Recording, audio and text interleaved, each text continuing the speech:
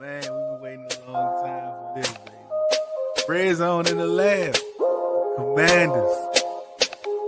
It's time. Let's get it, homie.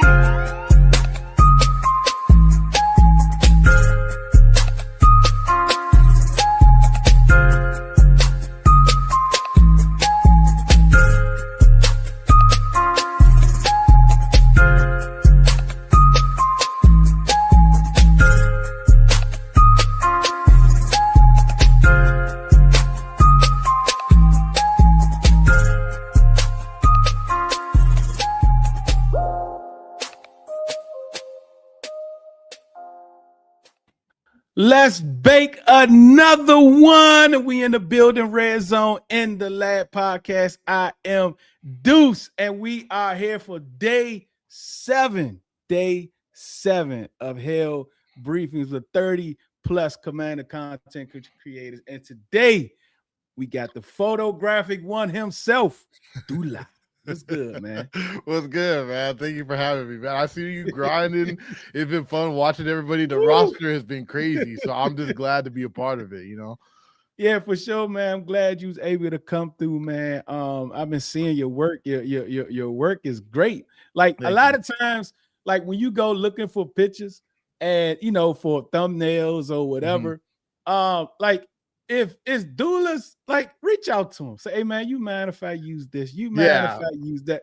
Because I always wonder, right? Because sometimes you could just, hey, I'm going to use this junk. And then if I think about it, like if I draw something, or if I take a picture of something, my picture ain't going to look nowhere near how yours look. But I see it posted somewhere. I'm like, oh, look, I took that picture. You know what I'm saying? Like, how does that actually, like, how do you all, like, what goes to when you see that and you don't like get credit for it? Or well, no, I mean it's funny, man. Like there's been plenty of times where like And it depends on the person. I mean, some people get really upset about this kind of stuff. Look, I love the work. You know what I mean? So it really is like a blessing when people want to use the work, or where they feel like it's something that is cool enough that they want to put it on something that they can use. And so, yeah, man. I mean, look, like I think some people had heard me talk about when I saw my picture on Jaden Daniels' dad's T-shirt on the sideline, and I was like, yo, everybody was like, yo. You know, you see that right there, and immediately after that, I started seeing people selling the T-shirt everywhere too, and I'm like, "Yo, I ain't getting no proceeds from that. Where's my dividends off that?" You know what I'm saying? So, in a way, I get it. You know, there's a lot of people who get frustrated. And it depends on the day. Like some days, I'm like, "Man, it'd be nice to get a little credit here or there," but for the most part, man, it means a lot that the community rocks with me. You know, that some of the players rock with me. Like I just like the fact that people love what I love to do. Because to be honest, I do it for the love of the game more than anything else. Yeah, there So it is. yeah, There so it I is. appreciate There I it is. appreciate everybody who rocks with me. So, and I am Muslim for those who are asking. I see Yeah, it in there. Yeah, that's my I'm man. African. Yeah, I'm African. I'm half Ghanaian, half Gambian, and Muslim. So Yeah, my man Mitch is from Sierra Leone, and he's okay, light got it, skinned. got it. Yeah, He's yeah, light skinned. man. He was Yeah, away yesterday. That's no, why he's laughing. 100%. We just we all from the motherland for real. Yeah, there it is. Yeah, There it is. All right, let's get right into it, man. Like, so OTAs, mini camp. I know it's insane to see like these young rookies, right? And I'm thinking about Sonny Styles. But before we get to the rookies and these new acquisitions, at camp, what is the vibe like overall? What's the vibe like overall? And I want to know specifically the vibe is like with Coach Henny. Okay. So I mean, honestly, you talk about Coach Henderson for the D-line? Yeah. Okay, yeah. So I just had to make sure. Because I mean, I don't know, everybody can get into Henny, I guess, you know, but anyways, I'm playing. Basically though, you know, the vibe of the team this year is way different, right? Like, I mean, the biggest thing is that I think in year one, they came motivated because they were, you know, the new team, new regime, everything. Year two, you could see it.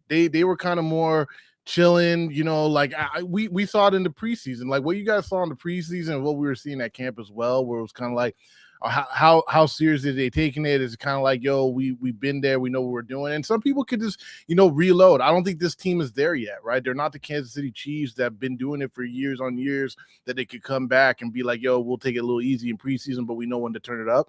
And you saw what happened in the new season. They didn't start off fast and it didn't work. Right. But the energy now is like, look, a lot of these guys know this is my last chance, or this is my time to shine. You know, you got a lot of guys that are in their second contracts, which I think was the best part of what AP did this offseason, was getting guys that, you know, are on the come up. This might be their peak timing when it comes to playing ball in these next 2 to 3 years.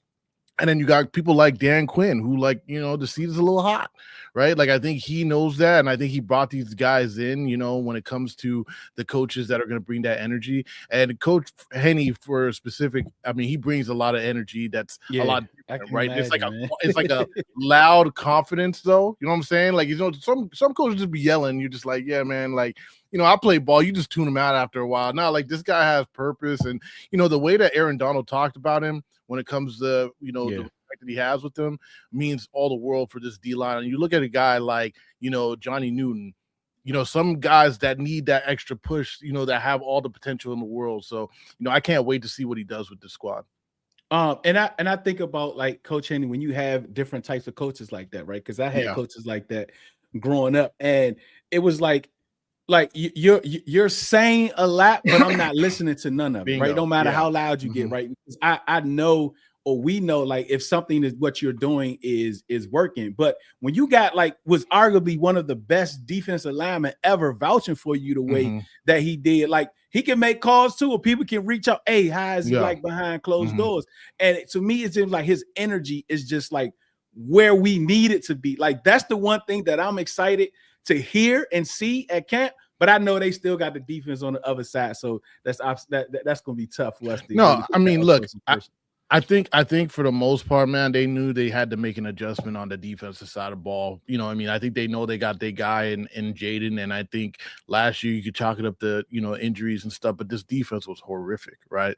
And so they brought guys that they know going to get these guys to play at their top potential. I think that's the biggest thing. You're seeing guys that played really well in year one of this new regime, and then year two, you're like, yo, what happened? What happened to some of these guys, right? Like we saw Mikey struggle a little bit. We saw Qual Martin not play so well. John Newton kind of flashed more towards the end of the season, but I think they brought some guys in that they know are able to turn this thing around, and these guys are people who are students of the games, masters of the game, and to get those guys respect level of people like Aaron Donald. Like, I mean, this is a guy who's not really very talkative, right? We don't see Aaron Donald talking a lot. It's not like he's just blowing smoke up everybody. You know what I'm saying? So for him to talk about that and express his, express his love and the energy that was brought with this coaching staff. I think that the guys that are under that realize, hey, man, this is an opportunity to learn from somebody who's been doing it for a while, learn from one of the greats. And so, I think this whole thing about, regardless of how last year went, the thing I love the most, I covered this team before DQ, before AP, before Jaden all showed up here, and the energy now has made me so excited to see what they're going to do. So just that alone, knowing that it starts from the top and the top has been corrected in certain ways, gets me excited about what they're going to do this year. Right. And it just trickles down, right? Because even the event staff, right? The event staff, the ushers, like when it's a total difference. Like they're even excited, you know what I'm saying? So when you have them excited, even though they might not be fans of the team, but they're excited because of everything that's around them. So like when it comes to the players that they brought in this year, and I want to specifically talking about the free agents, which one do you think is going to have the biggest impact? Free agents wise, are we talking both sides of the ball? Because I think I got one for each that I think that work. I would say that, like, for me, I think you could argue Rashad White, but I'm gonna go with Chig because I just feel like Chig is just somebody who is going to be a matchup nightmare. And I think for what the offense is trying to do, the tight ends are going to be utilized thoroughly. And I think that Chig is just somebody who hasn't had a lot of opportunities to play with quality quarterbacks. I mean, obviously he played a little bit with Cam Ward last year, but you could see it. Like, he knows that the design of this squad is going to be much better for him and his skill set.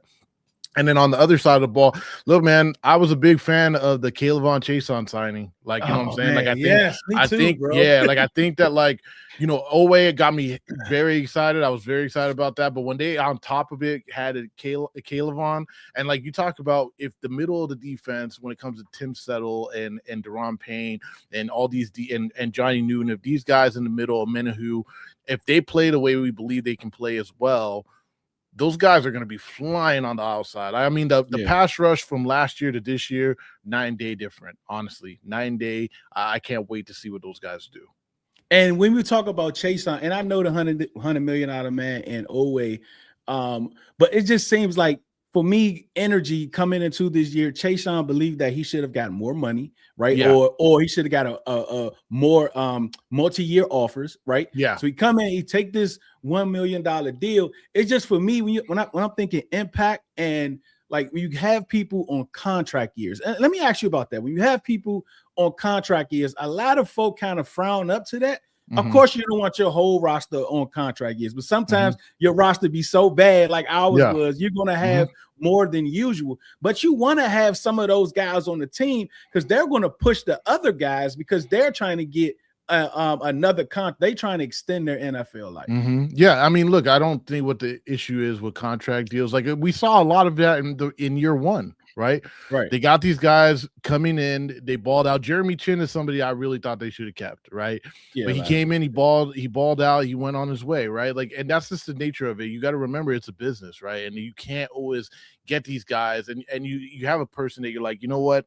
I really love this guy's potential, but how long can we really rely on this person? Right. So I think there's a method to the madness of the 1 year deals, but also getting guys. Like, I was happy, just to talk about those two dudes specifically with Chason and Owe. I was happy that they got a guy that they felt, hey, we're gonna rock with this dude for a while. And I love the fact that they got Chason as well on the 1 year, because they're like, hey, if we can't get somebody in the draft, which they end up going with Sonny in the first round, we got two guys that we can really feel confident in going into this season, and we'll see what happens from here. Don't be surprised if Chason has a great year, you know, and for him, he's just betting on himself. He could have went to New Orleans. We saw that video of him talking about it. He decided, you know what, this is going to be a better fit for me. So, you know, sometimes you got to bet on yourself. You got to double down. And like, that's the thing about the contract years. These guys know, like, yo, if I don't ball out this year, I mean, I don't know what's going to happen next year, you know? How do you think the rotation is going to play out? Like, how do you think Durante? Because there are a few edge rushers that can go get it. There's some deep tackles that can go get it. And when you add both of those two different dynamics, and you have some really good athletes, linebackers, like, how do you think because I think he's going to have more of a rotation, but like the Seahawks went like what 6-7 deep, something like that.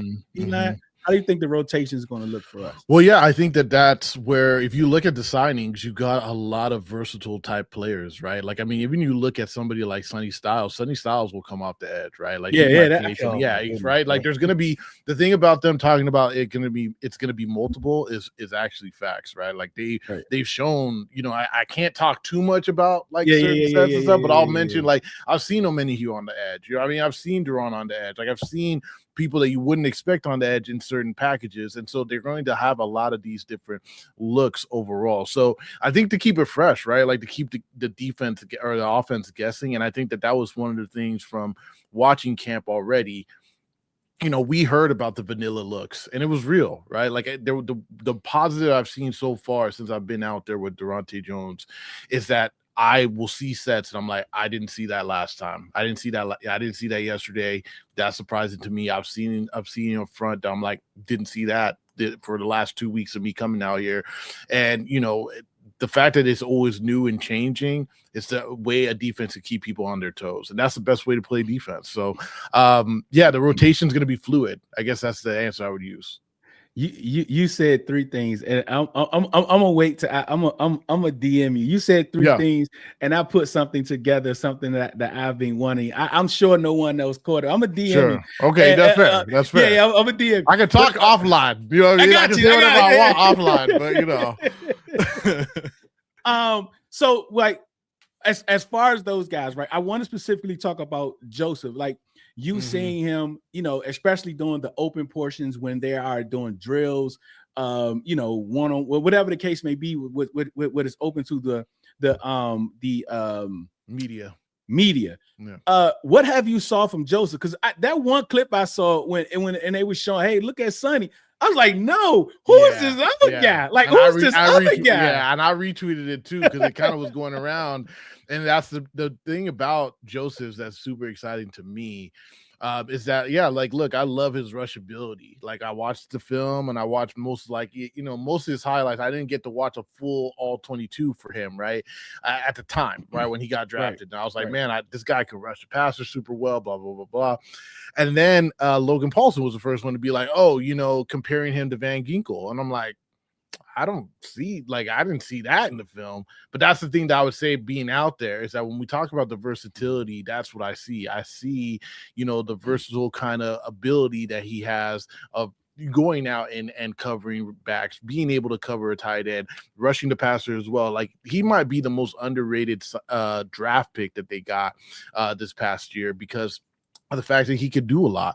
And so, when you talk about those different fronts and different looks that they can give, Joseph is the perfect person for that. If you have a guy who can go back and actually cover the passer as well as rush the passer as well, cover receivers as well as rush the passer as well as he has been able to do at Tennessee, which I didn't know as much. A lot of Tennessee fans were like, yo, no, he actually covered some backs as well at Tennessee. If he can do that very well, I can see a lot of playing time for him.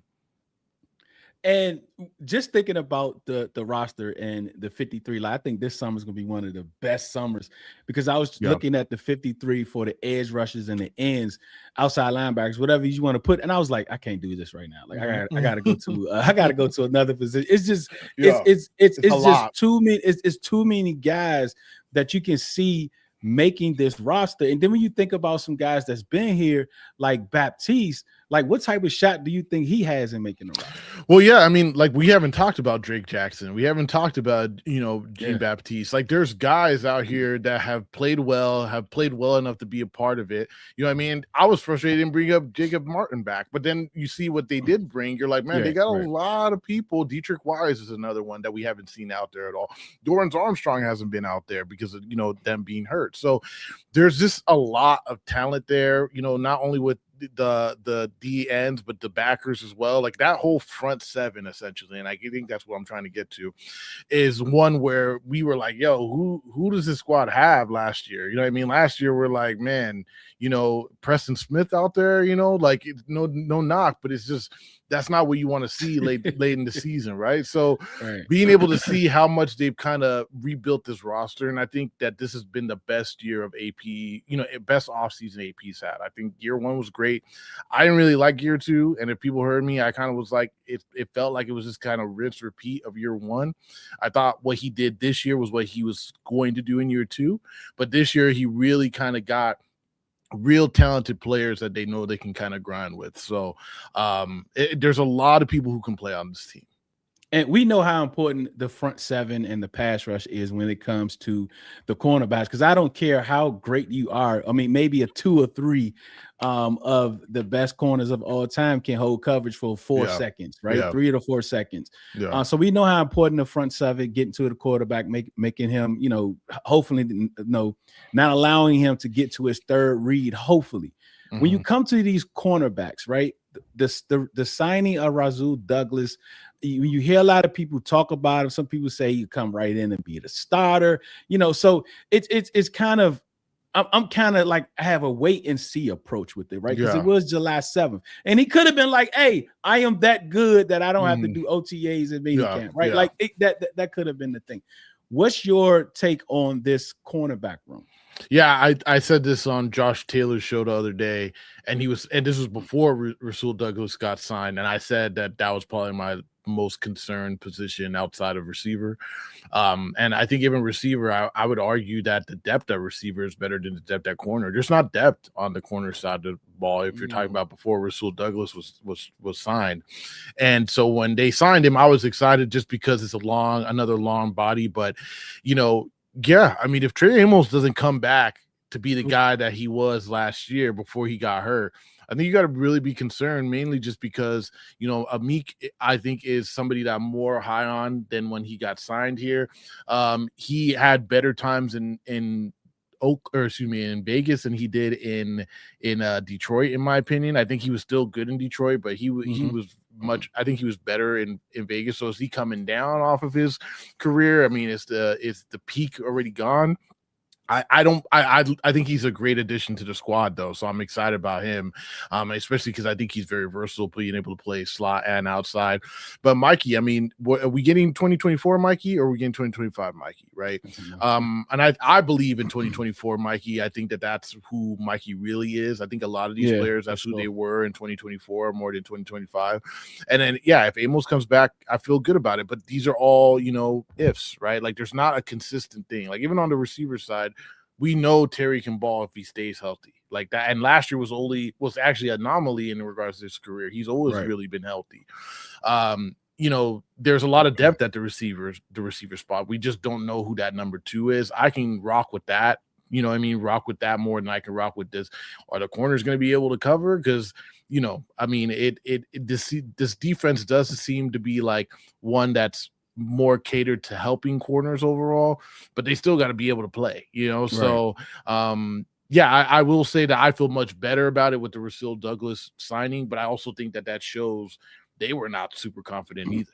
Right, because like even though it's going to take the pass rush at least a second and a half, but if the quarterback ain't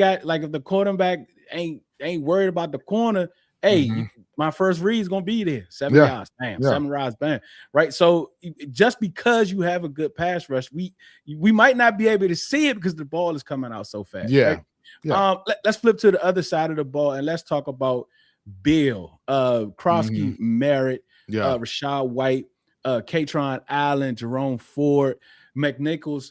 How do you kind of see all of this playing out? And specifically, first, Bill and White? Because that seems, though, you talk to some fans, hey, it's a competition. Some fans it's going to be White, it's going to be Bill. How are you looking at that running back room? Well, the first thing is I love that there is like that strong kind of competitive nature between the two, right? Like I think that that's what they need. And to be honest, they're moving more back to these 2-back sets, right? Like the running backs are becoming more valuable, but it's a tandem, right? We saw some of the most successful teams last year with, Swift and Monungai in Chicago. You know what I'm saying? Like there's a lot of different teams, Sonic and Knuckles in Detroit.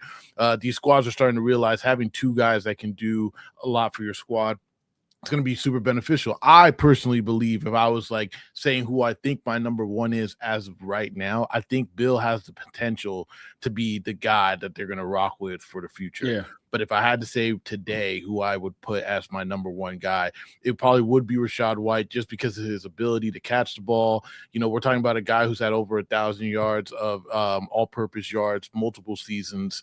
Bill only had 9 catches last year, right? Like he's not a catching threat. Ideally he's working on that this offseason.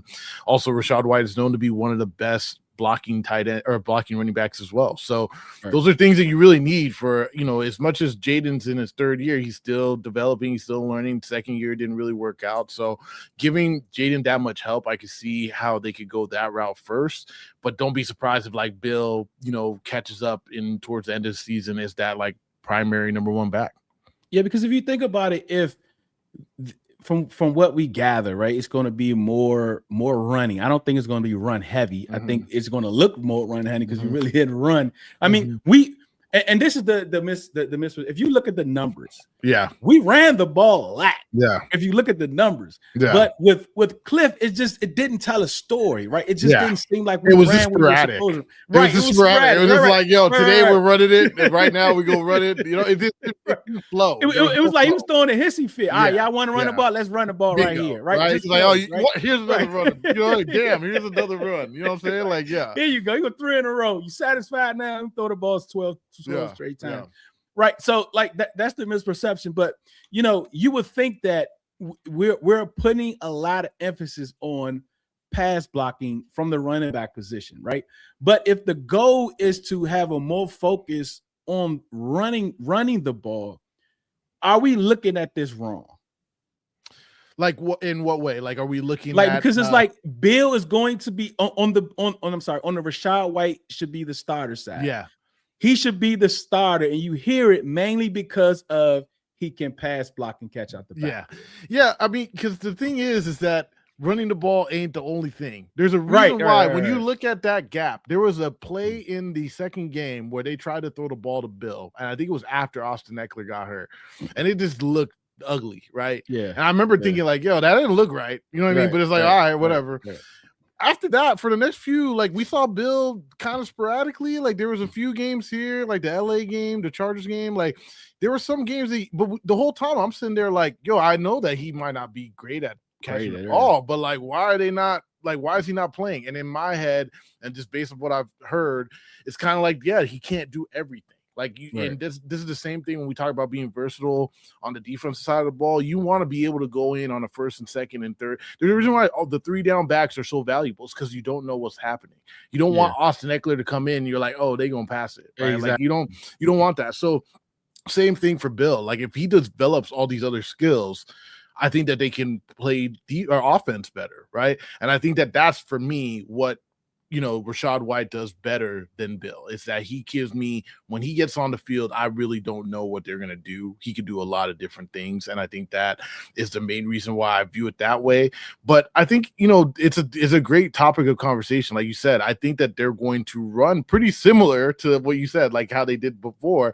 They're just going to be more of a story, more of a flow, more of like, hey, we're setting things up. We're running now. We're going to set up the play action in the 2nd quarter, right? And I think that, like there's just going to be more of a conscious effort to implement the running game. And he doesn't have to be Alvin Kamara, right? Like shout out to Kamara for going back to the Saints, but or restructuring, whatever it is. Like, but did like he doesn't have. He just. Okay, got it. That's why I love Kamara. I mean, yeah, for sure. Like he said, he wasn't going to win, so I guess he's not. At any rate, like you don't have to be him, but you have to when you're in the game, the defense has to care about you. They don't have to care about you in the sense where let's double him, let's blah, blah, blah, blah. Where is he? Is he in there or is he not? But he can sneak one off. He can get one. Or you can do if they want to run play action. You can run play action and you know that he's going to at least get some sort of a chip, slow the guy something when Jaden is rolling up. That's really all you need. I'm telling you, when I played, I played a little bit. I played in high school. I played a little bit in college, right? And the thing is that like, man, these coordinators, these D coordinators, they want to see something. They study trends all week. They're studying what this guy's in 80% of the time is a pass. If that's the case, it's not ideal, man. They want to be able. You're gonna give things away, but just by the players you have on the field, right? So, yeah, man. I mean, look, I said this before the season ended last year. I said Bill needs to go with Luke McCaffrey and chill with his brother. Christian and Bijan, because Luke was be training with Bijan and Christian McCaffrey. Go train with them. Learn exactly what they're doing. Do everything that those guys are doing and come back. Because if he develops those two things, he'll be crazy. I mean, he's training with them. Have you seen any of it? I mean, are they good teachers? McCaffrey and Bijan. I don't know, but my thing is, whatever they're doing, though. I mean, even like with Luke, right? like have we seen it with Luke at all? Well, yeah. Look, I'm gonna say it's because they play different positions. You know what I'm saying? And look, I'm a believer in Luke. He kind of showed a little flat. Look, there's a reason why his kick returning skills got really good last year, right? You know what I mean? He's good with the ball in his hand, so maybe they taught him something, right? But I agree with you. I don't know. Based off that, I don't know how good teachers they are, but I'm gonna give it up for the fact that they at least played a different position. All I'm saying is like, yo, if he develops those kinds of skills, Bill has all the ability in the world to be the primary back here. And there's a reason why they brought Rachaad White on a 1-year deal. I think they're giving him that opportunity to take over, and they don't really want to commit to anything else. Right. And I mean, and I think like he almost had 800 yards rushing yards, and he was backs. And he didn't play for like 4 or 5 games. Like, and when I say play, he just didn't play heavy. Like he was there, but like he didn't play heavy. It's just he clearly easily could have got 1,000. But and I also think a lot of the conversation around Bill after the year had a lot to do with Love. Right. I think it had a lot to do. If we wasn't in position to get Love, or if he wasn't, as touted as he was, I think there would have been more, because I was there for the draft party. And right after they took Love, the next person they saw in the Jumbotron cheesing was Bill. I don't know if it worked out that way or it was planned or whatever, but I was telling people, look, as soon as they took it, he came out that Jones super cheese. I mean, he had to be happy though, because honestly, I mean, that's not something he would have wanted here. You know what I'm saying? But like, I think it's clear that they believe it just from an organization standpoint too. Bill's always a part of marketing. And now look, Bill is a character. You know what I'm saying? Like, I've actually talked to Bill on the sideline and stuff. Like, he's a character. He got a lot of energy. But at the end of the day, I think that they believe in him as well. Like we heard AP talk about, we got Bill in the 7th last year. Like, I think they know that was a steal. And so he just needs to work on those things, man. If he's a true pass blocker and just somebody you could just do a little screens actions and stuff with on the side, like I think it'll be a whole different thing. Yeah. That's the hope. All right, let's talk about this wide receiver room. For me, it's still Terry in them, right? It's still Terry in them. Rio convinced me, him and Louis convinced me more of Antonio. Like, I really like Antonio Wins. Like, I really like the idea of Antonio Wins. I think he's gonna have a big year. But but what I do know is, right, there are day 1 and day 2 picks this past January in Orlando at the Flag Football Championships, right? That's fact, right? So like that's the type of things that's kind of like in my mind. But I know I believe in order for him to really go off, Terry is going to have to be able to be in the picture too. Sure. Right. Yeah. So how do you feel about this wide receiver room, and who has looked the best so far at camp? Yeah, so I mean Terry, like, not to be like, just chalk, but Terry's been incredible in camp, man. Like, I mean, honestly, I think he got motivated by like a lot of the talk about, him and how the season went last year, and just even like we heard conversations about, they're gonna get rid of Terry after this year. That's why, you know what I mean? Like, there's a lot of stuff like that. Terry looked incredible, and I think that whole David Blau trying to feed him targets, I think that was real as well. Like, He's I don't standing think that, 10 on that. Every yeah, time I they don't think, talk, he's man, I don't think, and based upon what we've seen, I don't think he's lying, because we're seeing a lot of, like, different routes that I haven't seen Terry have to do, different positioning where he's like, in the slot and all that kind of stuff. So I feel really good about number one. Number two, I really like Antonio Williams. I just worry that we're expecting him to be that true number two too soon. I don't know if it's going to happen this year, but I think they really believe in him too, right? Because everything that we've seen out there, those are your top two guys, right? Mm-hmm. Now, for me, Burks is incredible. Can he stay healthy? Because I think if you're just talking about talent-wise, he's the most talented out of the rest of the people out there.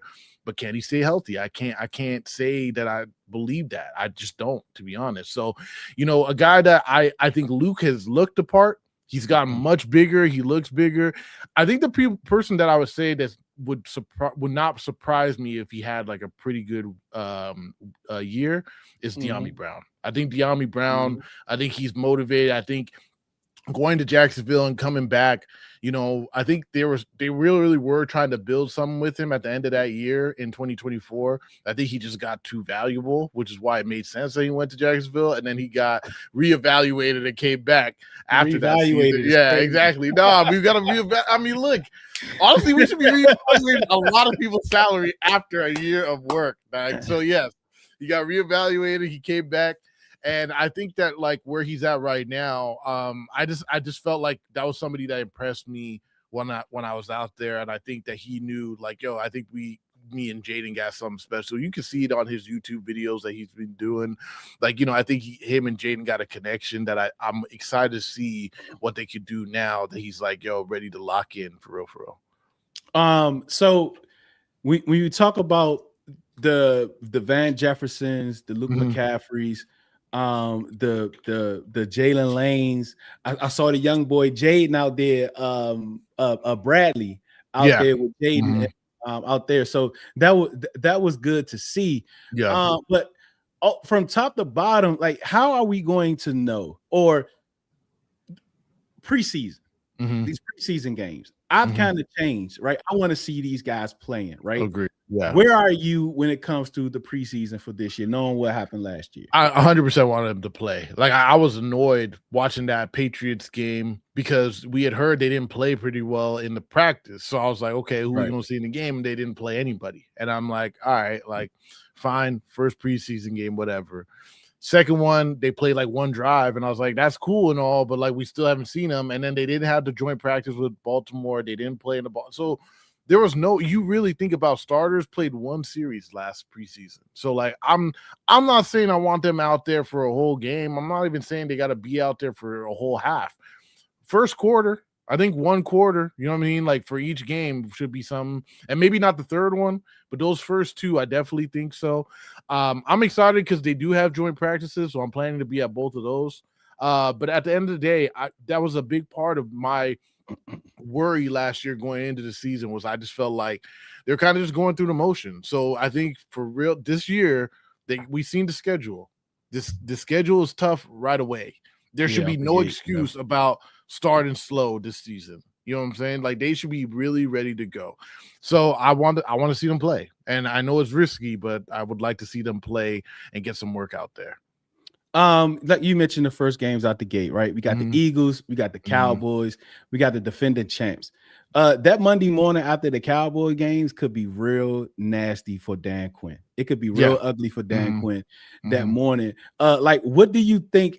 I mean, you can put they could be 1-1, 0-2, whatever the case may be. But what would put him absolutely on a hot seat? Is it because 2 losses, ugly losses? What do you think that will look like? I think it'd have to be ugly because I think the one thing that them hiring 2 new coordinators kind of told me that, like, man, I don't think it would have to be a disastrous season for DQ to get fired this year. That's what I think. Like another like 5-12 season. Like if they go like 8-9 or something, I think he'll be all right. Because I think they do know that they want to see progress. And I think those first 2 games, since it's tough opponents, I think that they're like, yo, if they don't do super hot, but like at least show something, they'll be all right. I think that just get, destroyed in both games. Then I do think they'll like, the Heat will be on for sure. Personally, to me, though, as a person just watching, I got to see some progress. I got to see. I don't want to see 0-2. I think they should be able to go into Philly and win that game. Honestly, I know that people think that that's crazy. I think that they go 1-1. You know what I'm saying? Like if I had to bet on what I think that actually happens, I would say 1-1 probably makes the most sense. But at the same time, I'll be disappointed if they don't win one of those games. I honestly do, because I think that they have all the talent, man. Like when you really look at the roster and you see how much effort they're putting out there, there's no reason why they can't go in to win one of those games. I just don't believe that they. I guess I believe in them, so I'll be disappointed if they don't. Yeah, for sure. Dullah, man, I absolutely appreciate you, man, for coming on, taking the time to join me today. Let everyone know how they can follow you and follow some of your work. Yeah, well, first off, I want to say I appreciate you having me, man. Like I said, everybody who rocks with me when it comes to talking about ball, with my photos, all of it, man. You know, I'm a photographer first, so anytime y'all can show me love, I appreciate it 100%. For sure. For those who want to follow me specifically, it's Dullah Vision on IG and Dullah_Vision on Twitter, and then we also have Win Sports, which is my own channel, Win Sports DC, on YouTube. I work with Skylar Nelson. We kind of are going to have a lot more interviews of players this year. You know, we're at camp, we're, you know, at all the games. So definitely want more coverage of that. We're going to be hitting YouTube a little bit harder this year. So thank you so much. Yeah, appreciate you, man. I get up with you. I'm gonna see you that. Send me that DM, man. I'm gonna wait. I'll be waiting. I'll be waiting. Yep. All right, man. All right, bye. Peace. All right. Check this out. So, I was telling my wife, I was like, "Yeah, honey, I'm gonna have a champion here. I'm gonna have a champion." She was like, "The champ?" I was talking about Izzy. Everybody's BFFs. She talking about something. Which you gonna have Izzy? And she ain't no champ. Man, what you mean? Champ, Izzy is in the building. Wait, I can't hear you. I don't know if something's wrong with my end, but I don't know if you can hear me. Yeah, I can hear you. I can't hear you though. You can or you can't? No. Should I rejoin and then? Yeah. Okay, give me 1 second. I'll be back. Hold on. Audio. Yep.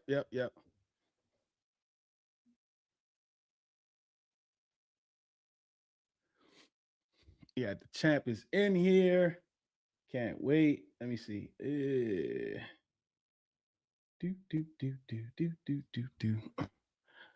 Let me see. Can you hear me now? Yeah.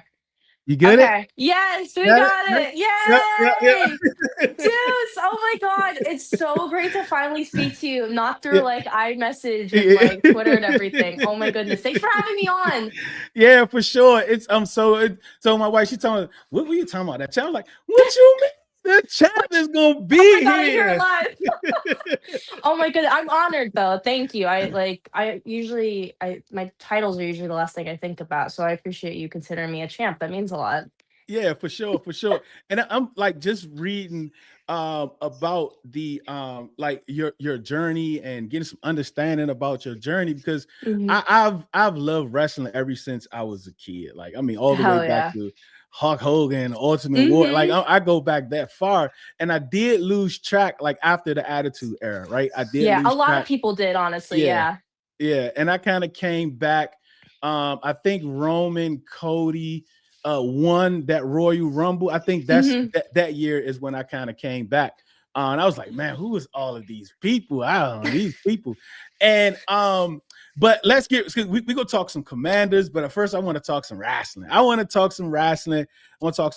So Bailey's biggest fan, right? Yes. I love Bailey. And when I came, Bailey was she was a bad guy. When I came back. Oh, you joined like right after, like it was all fun. Because honestly, like Babyface Bailey was like so peak. Yeah. So I kind of joined like right after that. But what's that been like going from super fan to an actual professional wrestler? It's honestly such a wild journey. And what's like so cool is like I'm not really the only one that went from like super fan to actually being inside the ring, because like a large majority of professional wrestlers today, we all started as fans. My story is a little bit different because it was more in the public eye. So like a lot of people saw me just grow up from like literally just sitting in the front row, having my first match at 10 years old, and then like actually wanting to full on pursue it. It's honestly, it's just a crazy roller coaster. I think the coolest part for me specifically, is when I get to like work with people who I watched growing up.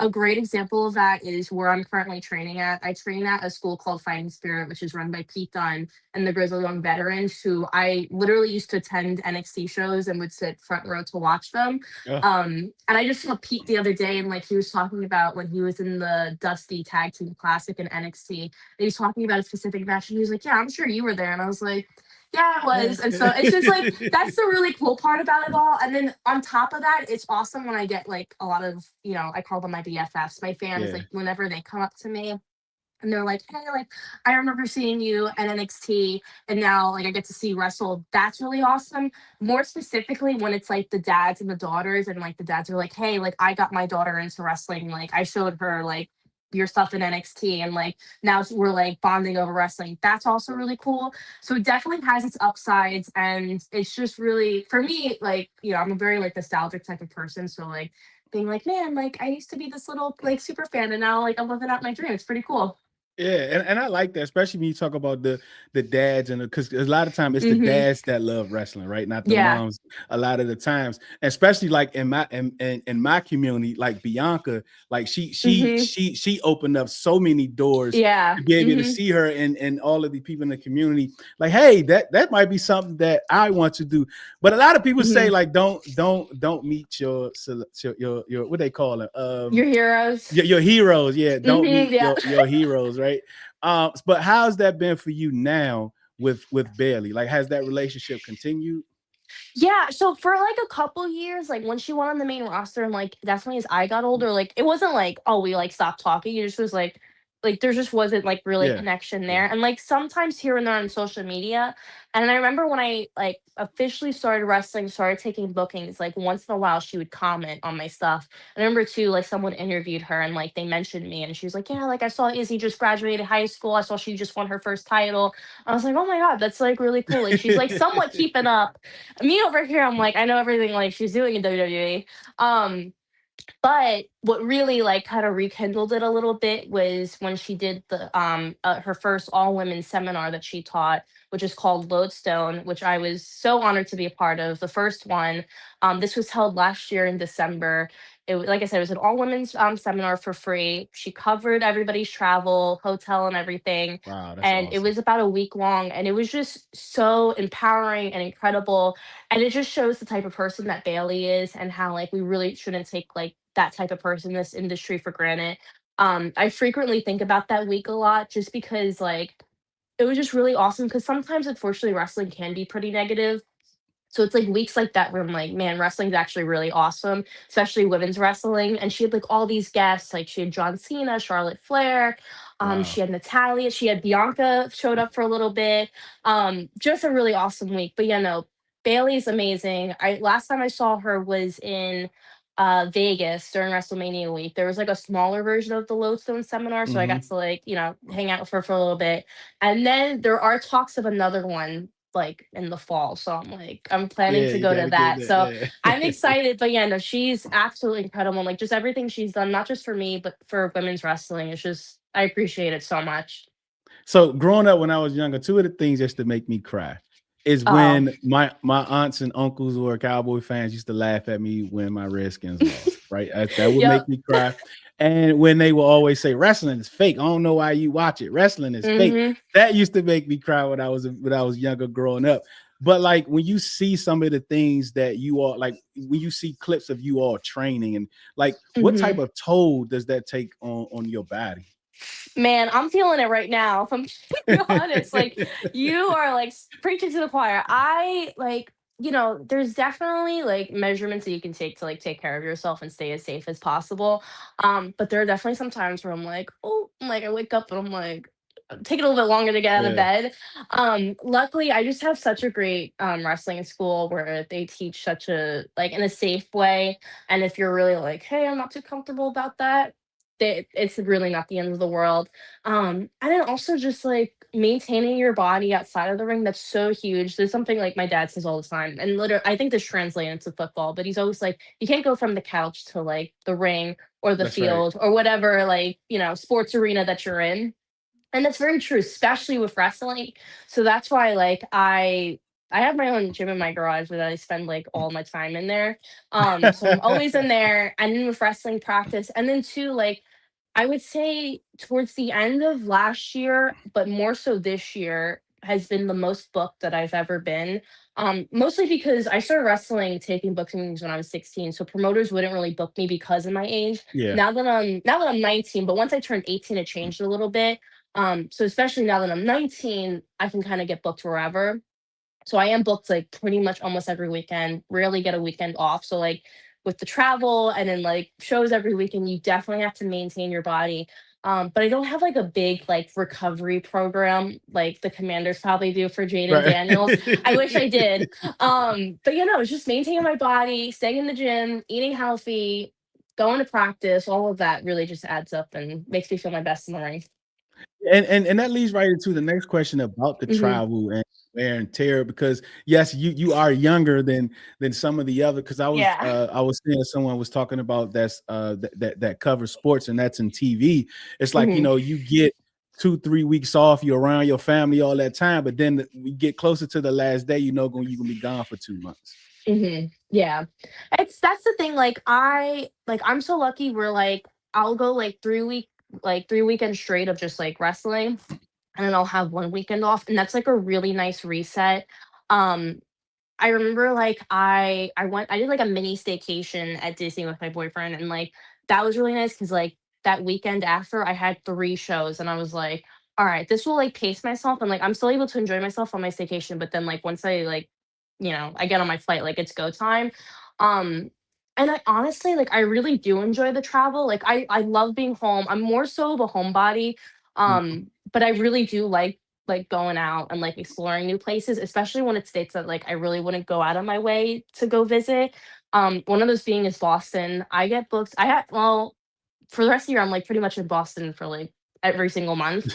Um, which I'm so stoked about because Boston has become like my new favorite city. I always say Yeah. it's like the cleaner version of New York. I love it up there.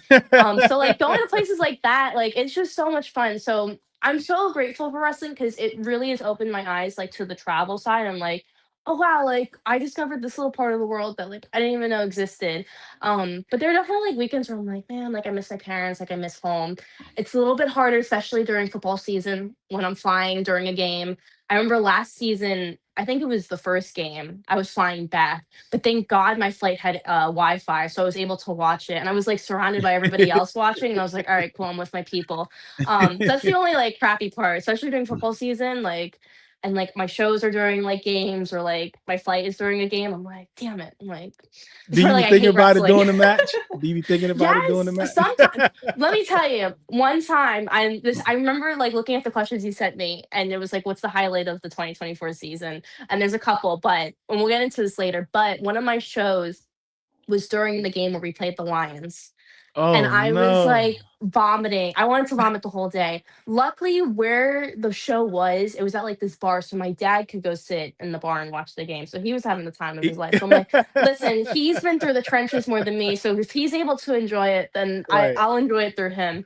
And I remember too during my entrance, somebody was like, Commanders are up. And I was like, all right, good, we're good. And I was able I to watch the love rest of it. the game I and love was it. like, just like freaking out the whole night. But I hate when there's like when I have shows during games, especially Yeah. where I'm like, can the promoters like reschedule this show? Can I go on like at a certain time so I'm able to watch a little bit?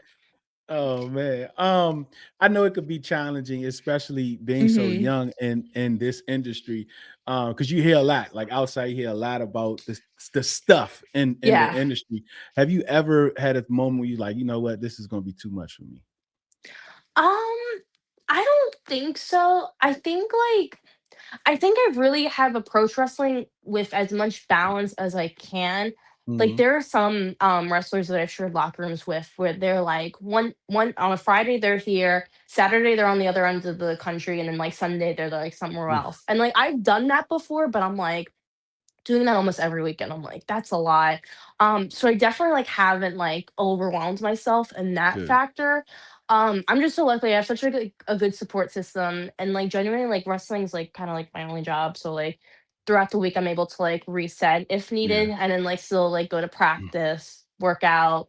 I'm in college, so like I just finished my summer semester, so like, work on that stuff. Um, but no, there really hasn't been a time where it's been like too much. For me, I'm just like jet lag is a choice.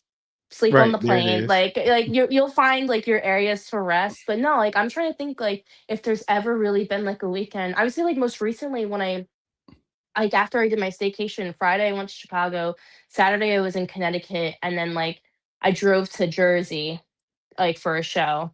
And like that wasn't and it honestly like I know like my last show was like, all right, like now I'm feeling it. But it wasn't like I don't know if I can do this. Like you're guys gonna have to like have me sit out. But no, I just like try to approach it with as much balance as I can.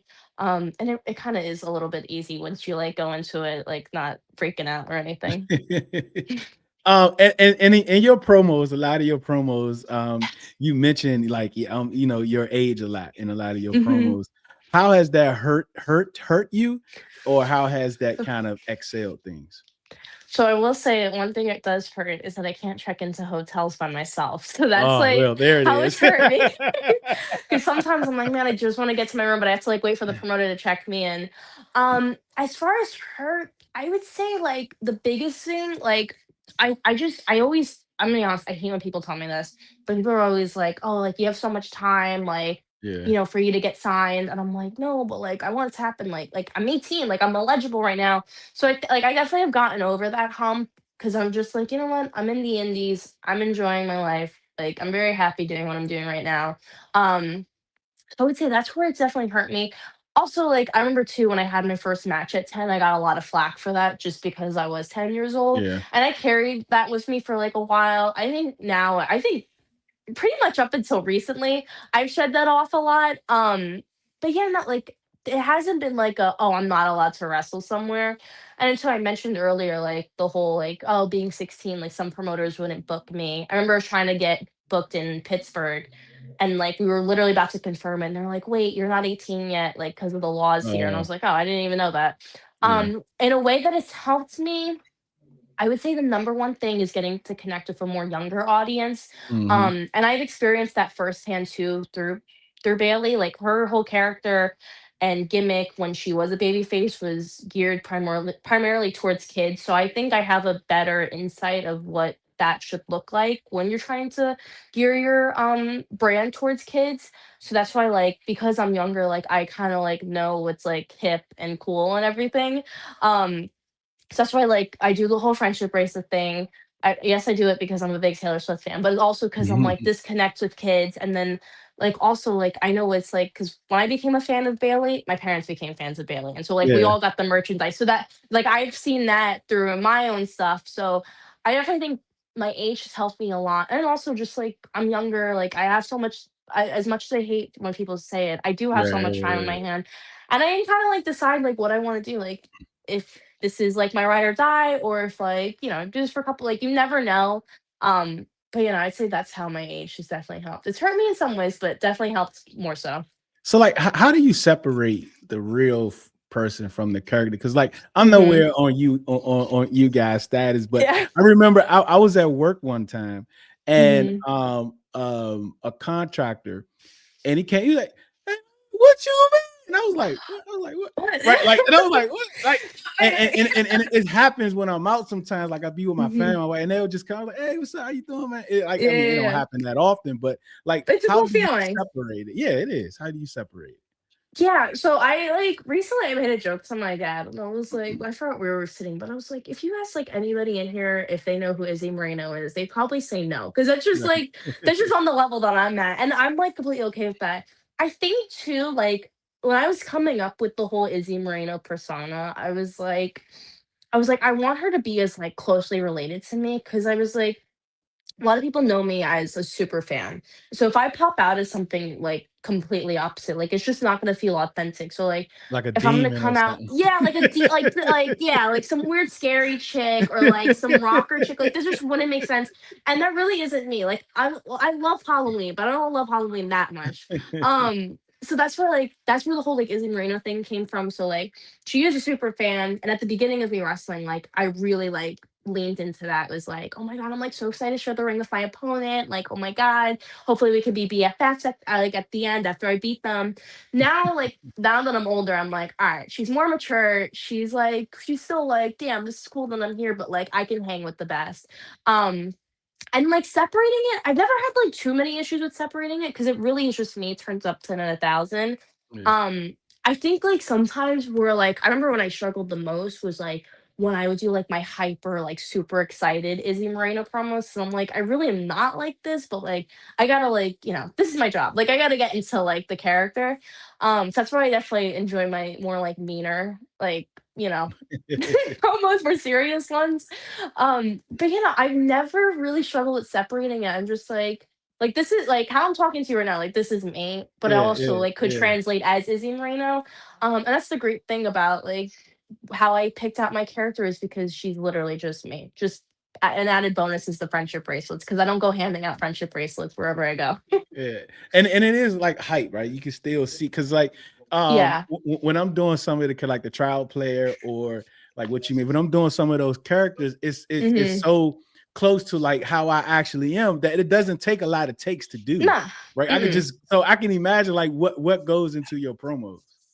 Yeah, so like for me, a lot of times like my serious promos, like I really like can just like find something that like gets me kind of pissed off and I'm just Yeah, able to yeah. like turn it on. For example, I did do a promo today and I was like all this Well, stuff the that I was saying, like, Commanders, you got a lot of material yes, last year. my God, if I ever cut a promo on like an Eagles fan or a Cowboys fan, even a Giants fan, that'll be super easy, dude. No, but like even today I did a promo and like a lot of the stuff that I said it like I felt it in my heart and I was like the way it came out was like, Yeah. it like cut deep, but I was like, that's good and that's what you want. Like, and actors even do it. Like whenever they have to film like these sad, like ultra emotional scenes, they find something that makes them emotional. So I definitely like pull like from stuff in my life, especially most of it is from wrestling that like I've experienced through wrestling to like get the more emotional side out. Um but like I honestly I just love promos. They're so much fun. They've always been like my strongest point. I think because like I used to have actually like a talk show on the internet called The Hot Tag with Izzy. So I would just talk in front of a camera and like just talk about wrestling. So I definitely more comfortable with promos than some. So that's why I just adore promos. I love it. I love it. The everybody's BFF. Like, where did that Hmm. where did that come from? It just drop out the skies? Did something happen? Where did that come from? It literally like fell out of the sky. I don't Yeah, even know where like I don't know. Like, I always did like the BFFs thing, like, oh, like, oh, my fans are my BFFs, and like, I did the friendship bracelets, like that was natural. I did the friendship bracelet thing after I went to a Taylor Swift concert. I remember because Bailey used to do the whole headband thing. And I was yeah, like, I want to do something like similar. Can't do a headband, obviously. And so I was like, wait, what about the friendship bracelet is actually different and really cute. And it's kind of trendy right now. But the everybody's favorite BFF, I think maybe there's an artist named Chapel Roan, and she said like, "Oh, I'm your favorite artist, favorite artist." She said like something like that. yeah, I yeah. was like, "Oh, that's funny." I was like, "What if I'm like everybody's favorite BFF?" I was like, "Oh yeah." And I think I one love it. time when an announcer asked me, they're like, "Oh, what's your moniker?" Like they asked me before the show when I like for my match. I was like, "Everybody's favorite BFF," and they did it, and Yeah, I was like, I it like that. hit. And then they added it It to hit. my bio and it just be like became a thing. And I was like, it works. Yeah, yeah, Sometimes, like oddly enough, and like I've always heard the stories of like, oh, like, some of like the best ideas, like they didn't have like a big like setup. yeah, It just came into I never experienced that up until now. And I'm like, yeah. oh, I'm like, Yeah, because when you watch it on and you watch something like the Stone Cold Monica, like the way he came up with that, like it's like yeah. wow, like this came like out of It nowhere. just came, and I was like, I wanted to experience. I'm like, I just want to like know what that feels like. So I'm like, everybody talks about it, and it makes it like this big wonderful thing. Yeah, And so I guess that is like my random little idea is that everybody's favorite BFF, but just and I that's really how don't what know how it started. and that's how I was what you mean. Like the first video I ever did, it wasn't really about Hmm. what you mean. I just happened to say it like that, and then people was commenting, "What you Oh, mean?" Like what that. you mean? That's how. Yeah, Yeah, that's how it started. I was like, "Oh yeah, there it that's is." so funny. It's very She iconic in said my she. house, by the way. Oh yeah, Like, we got to find a day to do a promo. We got to yes, do a promo. absolutely, yes. All right. Last thing about wrestling. Hmm. What's the end goal? Like WWWID is in Hmm. like what's is the end goal? WWE. Like what's the end goal? There's I'm gonna be honest, there's so many You options just right now, which is so great about being an independent wrestler. Is you kind of like you obviously don't get to pick and choose, but you like in a way you can like choose your own destiny, which is really nice. Um, like there's so many like companies right now. So there's like TNA, there's obviously mhm. ID, which is definitely more suited for wrestlers like me. Then you throw in there's AEW and like Ring of Honor. I wouldn't say I have like a final set goal. Like I really am like super happy with what I'm doing right now. Like I'm Yeah, enjoying the indies. I get to travel every weekend. I get paid to travel every weekend. I'm enjoying that. If something comes along, like awesome. If not, it really isn't the end of the world. Just kind of doing this until like I don't like just until like I guess I like don't love it. Like it's really hard to describe. I think before I used to be so set on like I have to get signed, and then like I think there was actually a huge shift in me where I was like, no, I was like, just enjoy this. Let's just like, see where the sales take us. And so that's like kind of where I'm at. And so just enjoying it. I really do like love getting booked every weekend and like traveling and like just like I said, seeing new places. just I riding just went to away. Boston this exactly. I just went to Boston this past weekend and like I wrestled on Saturday, but I got there on Friday and like I spent like 3 days just like exploring, hanging out with my boyfriend. Like it's just like that's like the cool part about wrestling. It's very like there's no rules. Like it's just you just are like there and Yeah. like you just get paid to wrestle basically. So no end goal, but if you never know where you can see your favorite That's BFF. I'm right. just That's saying. right. That's right. The dog side MLW. Oh, true. And Um, there's MLW. yeah. All right. So, Commander. So, I guess you're like, where did that come from? Like, your parents are fans Hmm. because you're down south right now. Like, how did you? Yeah, Where does that come from? everybody's like, where is this coming from? Like, I'm like a Yankees fan. I'm a Lightning fan. Like, there's so Oh much. yeah, there it Like, I is. am a Commanders fan. Mostly from my parents, more so my dad. My grandfather grew up watching, my dad grew up watching. My mom was converted. She actually showed up to my dad's house in a Giant shirt and he was like, "No, you can't come in." And he didn't let her in. This is when they were dating. Um, but Oh my. I watched when I was like a baby and like a kid, but I never got into it. I thought like I thought it was the most boring thing ever. I was like, ugh. And then I know it was 2020, remember specifically the year we drafted Chase Young. And I was like my dad was just telling me a story and he was just like describing the draft. And yeah, I was like, I'm into this. So like I just started like we watched the draft and I was like super hyped when we drafted Chase Young. And then it just like it trickled into like I started watching and like I actually watched. I wasn't like some bandwagon fan. I was just like, you know what? And like I feel like I've experienced what all the Commanders fans have like experienced with like the sadness, the letdowns, and then the highs. So yeah, no, it was through my parents. And I'm very proud to be a Commanders fan. The Earl man is one of us. That's right.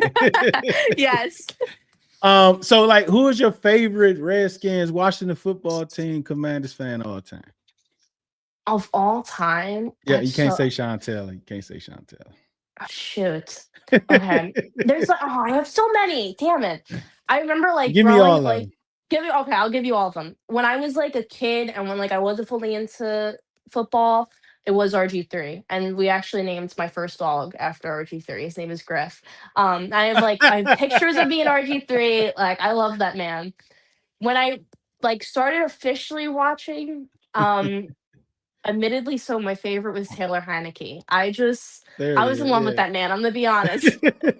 And then now, man, I just gotta go with Jaden. Jaden's like the second coming of Jesus to me. Like Yeah. he's Right. taken us out of the trenches. He's saved my life. I adore him.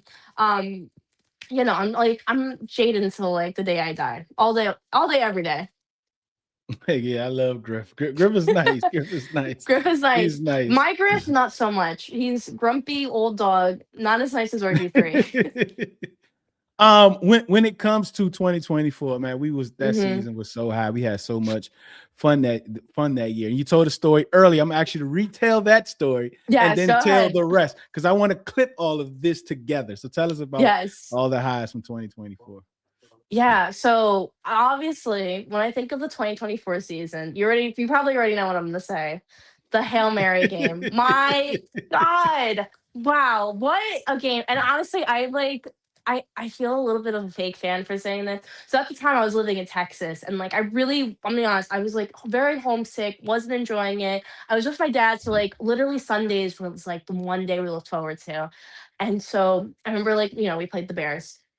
And I hate Caleb Williams. I don't know what. I can't stand Caleb Williams, and I hate the Bears. Like I don't know what it is, but I just hate Caleb Williams. And so, I remember like it was a close game, Yes, and then Izzy, like the yes. Bears scored, and I was like, we're really gonna get beat by them. And I remember I forgot what happened. I think like someone like something bad happened, but I just like I left the room. I like went to we were in the apartment at the time, and I went to my room, like closed my door, and I was like so pissed. And then like I hear my dad like it's like screaming and like going insane. And I like open he's like, we won. And I was like, oh my God. So I didn't get to watch it in real time, but like I watched the replay, obviously. And like serious, like what even was that? Like that's just like one in like a million. Like I literally think about that play at least twice a day. It was just And so look, magical and like just it described the 2024 season for us. so I have a story. I had to leave early because I had to No. get back. I had to get back for service, and we Mhm. were down, and I had to leave early. When I got there afterwards, they was like, "Oh yeah, that was a good game." I was like, "What you mean it's a good? We won." I was Yeah. like, "They said you ain't see?" It? I was like, "No, we talking about. Look at your look." I was like, "Yo," so I didn't see it either. I Okay, have a I buddy. feel better about my Yeah, life yeah, now. yeah. Like I have a buddy who's also at the game who left, and he Mhm. was walking to his car, and all he heard was the stadium erupt. It So, like actually just so insane. I'm so pissed that I left. I'm like, my dad's like, you're not a real Commanders fan. Like you stayed till the last second, and it's so true because you never know with us. So that was when I think of 2024 season. That's what I think of, and then going back to what I talked about earlier, and I think just as a whole was the playoffs for that season. It was just so much fun from the Bucks game. That was so awesome to experience, especially with the field goal. Like we just have like this thing of like, the last play. Like that was like the theme of like that yeah. season. And then when we played the Lions, I had a show. I was every time they would release the schedules, like I would be That's the first freaking thing out you look because at. that was when I was yeah, because that's when I was like kind of like getting like I was oddly booked a lot that month. And I was like, of course. And it's the one month I'm like, everybody wants to book me. And so I looked and it was like I had a show during the Lions game. And I was like, shoot. But my dad's like, oh, it's okay. Like they have the bar, like you'll be able to watch somehow. And I was like, okay. And so literally, like he watched, he came inside, he came into like the actual like where the ring was, like the venue, just to watch my match. Somebody yelled during my entrance, the Commanders were up, and I was like, all right, we're good. I thought about them the whole match. I won my match, like ran upstairs, changed back into my jersey, ran back downstairs, watched the game. And it was just like so awesome to like see us win that one. And like, cause I honestly, I thought we were gonna lose. I was like, the Yeah, I'm Lions, sure. they A lot scare of us me. did. Dan Campbell is such a good coach. Hmm. They have great weapons. I was like, this one, we're going into this a little bit too confident. And it was we whooped ass. Yeah, there it is. And so I was just so shocked. And then when we lost to the Eagles, that I don't think I've cried that much over the Commanders Oh until that yeah. game. Sobbed, like ugly cried. But yeah, no, 2024 season, I literally think about it all the time. And I'm like, I just need it back because it was just such peak Commander time. Yeah. Well, so this upcoming year, like, Mhm. are you excited? Are you got high hopes? What is this year looking like to you? I'm so excited because it can get like it really. There's only up from here. After last season, was just awful. I was at the game where we played the Seahawks, and I was just utterly mortified and like sad. I like was crying when Jaden got hurt because I thought it was like his leg, and I was like, oh my god, here we go. Like this is the curse. Um, Definitely high hopes.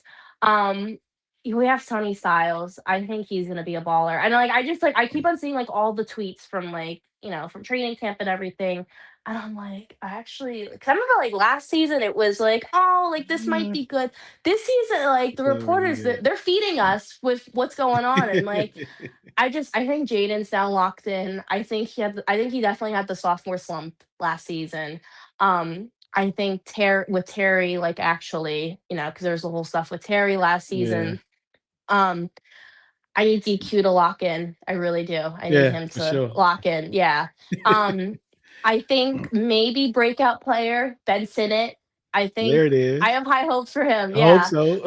Yeah. So, but no, I'm super excited. Like, there's nothing I love more than like football. Like, football season is just like the best. So I'm just excited to see them back.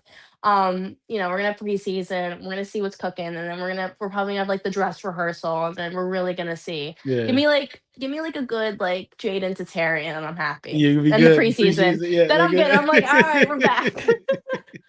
I know. Have you done any Commander promos? Commander promos. No, I mean today was honestly like the one I posted today was probably the closest because I've never worn Commander's gear in promos. But I will say this weekend, I'm definitely wearing some Commander's gear out to Yeah. the ring. I don't care. I don't care if it matches Yeah. my gear or not. I know I'm showing up to the shows in Commander. Like this is a big deal for me because I've never wrestled. This is my Maryland debut this weekend. Yeah. So insanely excited. I know I have some like Commander fans coming to the Yep. shows. And so it's just like for me, like obviously like Maryland is in my home, but like it's very near and dear to my heart because like football is my favorite sport, and so I'm very passionate about my Commanders. And like, too, what's really awesome is like that I've connected with a lot of the fans, like you, like through social Mm-hmm. media, just through us loving the Commanders. That's And it's right. not even like I'm a wrestler. I'm really not from your guys' world, but like it's just cool. Like this could all bring us together. So Yeah. I'm so stoked about this weekend. So like all my Commanders gear, my whole suitcase is all burgundy and gold, which you love to see it. Yeah, because Hawk from Chris is going to be there. He'll be there with Yeah. his daughter. They're going to be hmm front row. I was supposed to be there, but I obviously I got know. too excited when I It's purchased the okay. tickets, and my wife told me yesterday, you have a birthday you have to go to on Saturday. So what I'm going to do is I'm going to give away my tickets to a Commanders fan. So just follow me on Yes. X, and you will see how you can enter into that. And we're going to pick someone hmm tomorrow morning that you all can go see Izzy. But I wanted to be Yes. there. It's okay. Next time. Next time. I'll make sure I get booked out there again, just so you can come. Yep. Let me know. So, because like, please let me know as soon as, because when it was Yes. so hard, I was like, where are these tickets at? Where are these tickets at? And Chris Yeah. That's the has thing sent with me a wrestling. link. Like, I Yeah. will say, promoters they like to hide their links to tickets, but next time I got you. Yes. Izzy Moreno, like, let everyone know how they can follow, where they can follow you, about the matches Friday, and because Yes. it's in Hagerstown on Friday, And and then Joppa Joppa on Saturday. Joppa Saturday. is close, is really close. Yeah, so on Friday, July 17th, I'll be in Hagerstown with Adrenaline Championship Wrestling. And then Saturday, July 18th, I'll be in Joppatown, Maryland for MCW Maryland Championship Wrestling. I'm gonna be in tag team action, so some new BFFs will be added to my little list. All right. But then you can also follow me on Twitter and Instagram. And recently I'm back on TikTok. Across the board, it's Izzy Mania, ITSIZZYMANIA. Hopefully I get to see you guys this weekend in Maryland. Wear Commander's gear. I'll also give you guys some friendship bracelets. But thank you so much for having me on the show. So Give glad mine we to were Chris. finally able Give to mine do to this. Chris. I'm gonna call him. I'm gonna tell him Izzy I'm got some. gonna Yeah. I'm gonna have so many. Like I'm gonna like for you and your wife. I'll give them to Chris so we can give it to you guys. Like I'm making extras because I'm like I know this is a big weekend, so I'm like just so stoked. All right. Thank you so much for joining us, Izzy. Thank It's been you. a Nice to talk to pleasure. you. Yep. See you next time. Bye. All right. Bye. Izzy Moreno, everybody. That was fun. That was fun. That was fun. That was fun. Oh man, that was fun. But yeah, follow me on X if you want to go to the wrestling match on this Saturday in Joppa, Maryland at 7 p.m. It is section D, row 2, seats 1 and 2. So you're right there. You're right there in the mix. It's on the opposite side of the entrance because I could not get in the website to get the ticket. So it took me a while to get it because I was trying to get in the entrance to get a high five. But that was awesome. Izzy is awesome. Dullah was awesome. Mike Hall from the Burgundy Zone is joining us coming up, and then Lady Erica is going to be joining us, and I'm gonna have to do that one outside. Right, I'm gonna have to be outside because she's like the Commander's content reporter. She's be outside, so I'm gonna have to go outside. It's like 100 and something degrees, right? Like, man, just thinking about it, I don't know. It's 100 degrees out there. It's 100 plus out there. But yeah, man, can't wait. Mike is going to be joining us soon. I'm gonna take a quick 5, or quick 3.5, and I will be right back.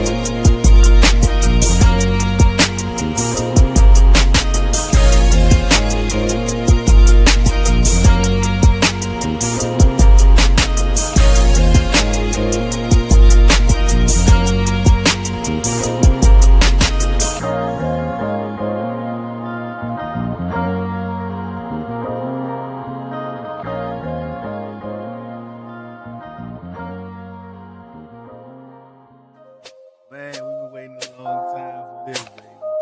Red Zone in the lab. Commanders. It's time. Let's get it, homie.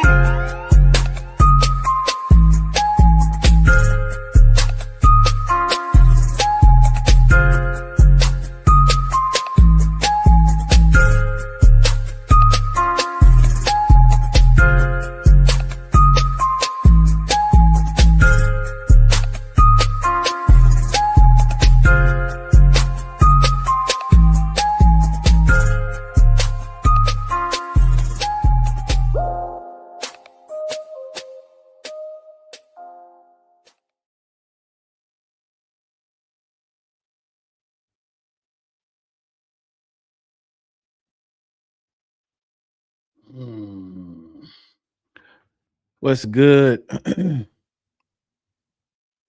button says it's hot. It's so hot, the black coming off my shirt.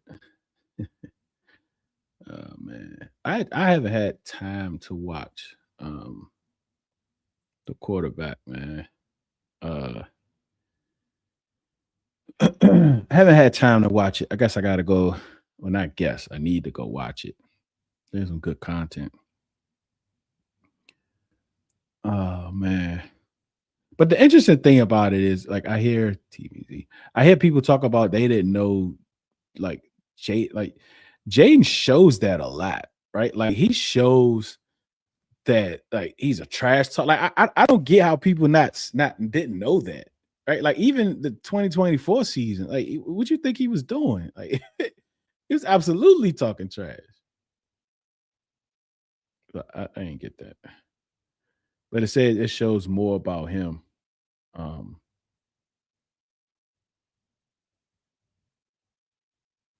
a lot of people saying it's bringing back a lot of memories.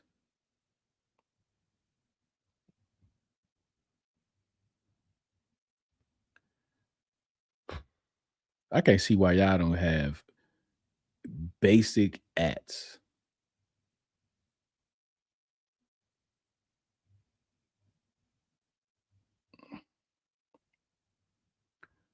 Basic ads.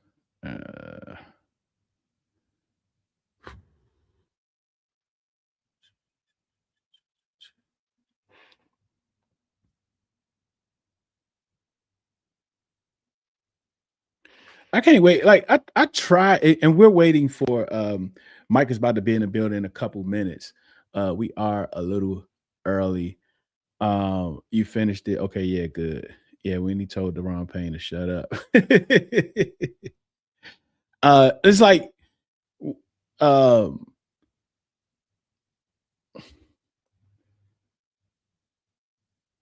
it's just it's just the way people talk about him, right? It's the way people talk about him, where it didn't.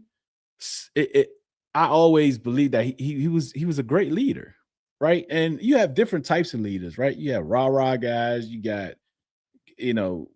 I can show you better than I can tell you. Like you have all of those different types of leaders. I mean, some are a mixture of the two, but he's always about his business, man. He's always he's in the building early, like and that to me, not just come to the building early once a day or twice a day. What's up, once a day, twice a day, but every single day at the same time, like that shows me like leadership, right? It's like I'm coming in early to get the job done, right? And I don't know if he stays late. He probably don't stay late if you get in super early. But guarantee he probably ain't the first dude to leave, right? He ain't the second dude to leave. You know what I'm saying? So I'm just not. I'm not surprised at all.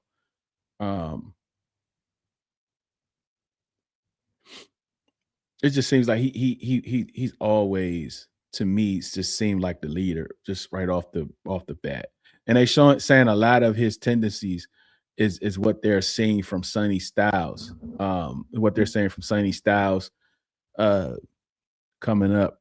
And I want to talk to Mike about that too. Um I gotta do better with these ads, bro. Do. Oh shucks, that's my fault. I sent them the YouTube link. My man, Mike. No, it's not his fault. It's not his fault. It's my fault. I sent him the YouTube link. It is not his fault. It's not his fault. It's not his fault. Kyle, it is not his fault.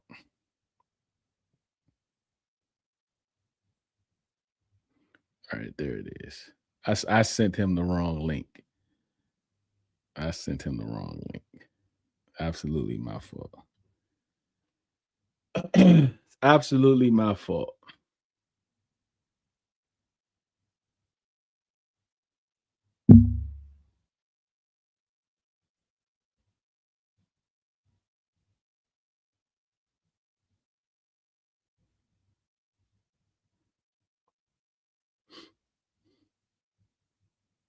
Absolutely my fault. Oh man, what did you think about Diami workout videos with the team? Videographer Diami. I mean, it's football, right? Like it's what we want to see. It's football. So of course, right? Like I loved it. Um, but the hope is it translates, right? I also think it's interesting that he's working out with like other and younger wide receivers, the Carnell Tates and those guys. That was interesting because I wonder what type of like player or vet is he turning into? right? Like, was he invited or did he put that together? Was he asked to come? Like, I don't know. Like, it seems like his relationships across the league, you're absolutely starting to see that, with him with these videos and everything. So it's interesting to this. The obvious is oh, there he is. There he is. Mike, I just want to tell you that Cal was in here. I'll put this right here. And I want to let you know that I let everybody know that it was my fault that I sent you a YouTube. Boom. Yeah, Kyle, you hear that? Boom. Oh man, Mike, what's good, man? How you feeling? What's going on, man? I appreciate you having me on here. Yeah, man. Hey, look, so I want to ask you this right off the break, right? Yeah, everyone is talking about Jaden Bradley. It was interesting for him. I'm glad he was out there, right? But we'll talk about all that later. Tell me this. How can a guy that not only kidnap people, but allegedly kidnap innocent people, bruh, continue to get calls to play in the National Football League, but a guy that's on social media doing cartwheels is not going to play in the NFL ever again? Bro, look, first off, I'm going to say this. Brandon Ayuk ain't doing himself no favors by not at least, at the bare minimum, filing the paperwork to reinstate himself. But with all that being said, to answer your question, it blows my mind that people are out here, well, it's different. It's different because he has this and that. Bruh, the dude is facing multiple felony charges, and he's getting multiple looks by multiple teams, like contender teams at that. Right. Like you said, you got a guy that's done nothing but dance on TikTok and like pretty much troll people on TikTok or on Instagram and troll people. Now they say he's abusing his dog. Right. You know what I'm saying? Like all he's done is troll people on Instagram, piss off 49ers fans and media, and piss off DC media. And all of a sudden he's enemy of the state. He should never play in the NFL ever again. His career is over. Bro, it blows my mind, but that's the NFL world for some wild ass reason. I never, because like it ain't about the football stuff, right? Like I know it's there. Hopefully for him, it's going to be there once all of this stuff is out. But I'm like, come on, bro. Like the how far people go because they don't like somebody is crazy to me. It's crazy to me. It's like you don't even know that man. Like you don't even know him personally. You just know him from playing football. Right. And you got so much hatred for this man for no reason. Like for no reason. It ain't your money that he took. It's the 49ers front office. And y'all 49ers fans are so mad, but in the same breath will be like, well, we did fine just what I last year. We didn't even need him. So why y'all so pressed on him then? Like it don't even make sense. Right. And then you'll search their tweets and they couldn't wait to get him back in October. Oh, yeah, he's coming back. He's coming back. I'm like, oh, come on, bro. Who is that one day? I forget his name, like Dante Atkinson or whatever his name is. At this point, I'm like, dog, this dude has to be engagement farming. Because no one's even really talking about Brandon Ayuk no more. But every single time you pop up on my timeline, there's something about Brandon Ayuk. He'll comment, hey, what you think about this? Hey, bro, I do not care, bro. Right. We do not care. Y'all still crashing out. And you mad at us that we ain't talking about him no more after weeks y'all told us we shouldn't be talking about it. Exactly. Now we not talking about him. Now you mad that we not talking about it, right? Like, oh, just wait till October 6th. Pick a side. You gotta pick a side. But yeah, man, like just stick right there with the wide receiver room because we still have the wide receiver room, right? For me, it's still Terry in them, right? So hopefully Antonio Williams is my hope, and I believe that he has the skill set to be a good wide receiver. But is it going to be too much pressure? Like, I don't know. Are we letting it happen organically, right? Like Terry and Amon, like that, those things happen organically. Or man, like you see, oh, he's the wide receiver, like, and you see that. I'm sure he sees it, right? So that's much needed, not needed, but that's added pressure that he don't need being coming in as a third round pick. Yeah, I agree with that. But at the end of the day, I feel like if he's feeling the pressure, he played at a big time program in Clemson. Right. He was hurt last year with a hamstring or something like that, and I'm sure he was probably feeling pressure on himself back then, like in his college season, to kind of, I still got to go out here and perform because I'm gonna eventually be going to the NFL draft. I need these scouts to at least see that I can play through injury, or at least like put some good film out there for himself. So I think he can handle the pressure. And at the end of the day, if he's feeling any type of pressure, it's on David Blau to kind of relieve him of that pressure and take the pressure off of him, to just be like, hey, this is your role. This is what I need you to do. Just go out there and execute it like you've been doing since literally Pop Warner football. So, but I do agree that if it's going to be Terry, and I do agree that Antonio Williams is going to be a vital piece of this offense. It might not happen week 1. It might not happen week 4 or 5, but I do eventually think that he's going to find his niche, find his role, and he's going to be a big factor in this offense. And at the end of the day, we don't need him to step up and be that number 2 option right away, because we got guys like Chig. We got guys like Rashad White out the backfield. So I think those guys are going to play a big part in the offense as well. Me personally, you already know, we started off talking about Brandon Ayuk. I want them to add another wide receiver, but at this point, I just think that you want me to boot him out the chat, Mike? I think that I don't think AP is ready to 100% shut that door at this point in time, because if they go out and sign a Stephon Diggs, they sign a Keenan Allen, a DeAndre Hopkins, Debo, they bring Debo back, whatever it may be, that kind of shuts the door on any other wide receiver acquisitions, aka Brandon Ayuk. And I don't think that AP 100% wants to close that door yet, because we all know Brandon Ayuk is a wild card. For all that he is, positive, negative, he's a wild card. He can wake up tomorrow and be like, you know what? I kind of feel like filing his reinstatement papers. I feel like posting a workout video. And next thing you know, everyone's going to be right back on the BA train. So it's that easy. So I just think that I think the wide receiver room is what it is at this point. And if BA decides to get a little bit more serious and do what he needs to do, or maybe they get a Noah Brown situation at the end of the camp, I think they might add someone then. But I think week 1, we might be looking at what we got on the roster right now, pretty much. How important do you think Chig is going to be in this offense? I think he's going to be huge. If you just look at how important Sam Laporta was to that Ben Johnson offense when Ben Johnson was there in Detroit, and how Sam Laporta came in and just burst on the scene as one of the top tight ends in the league. Yeah, it's because of Ben Johnson and how vital. And look at Colston Loveland last season with the Chicago Bears as well. Came into the league as a rookie, burst onto the scene. One of the top tight ends, I believe, led their team in receptions as well. So the tight end in this offense that we supposedly think that David Blau is going to be running is a vital piece of this. He's an athletic guy. He's a guy that, even though he had just bottom tier bad quarterback play for a majority of his 4 years or whatever it was in Tennessee, I think that he was still putting up 50 receptions, 500 yards or something like that. And he didn't really have any outside help on the outside of Calvin Ridley coming back off of the parlay scandal. So I think that he's going to come in. He talked about how they showed him pretty much like Sam Laporta's role in Chicago or in Detroit, and how that would apply to him.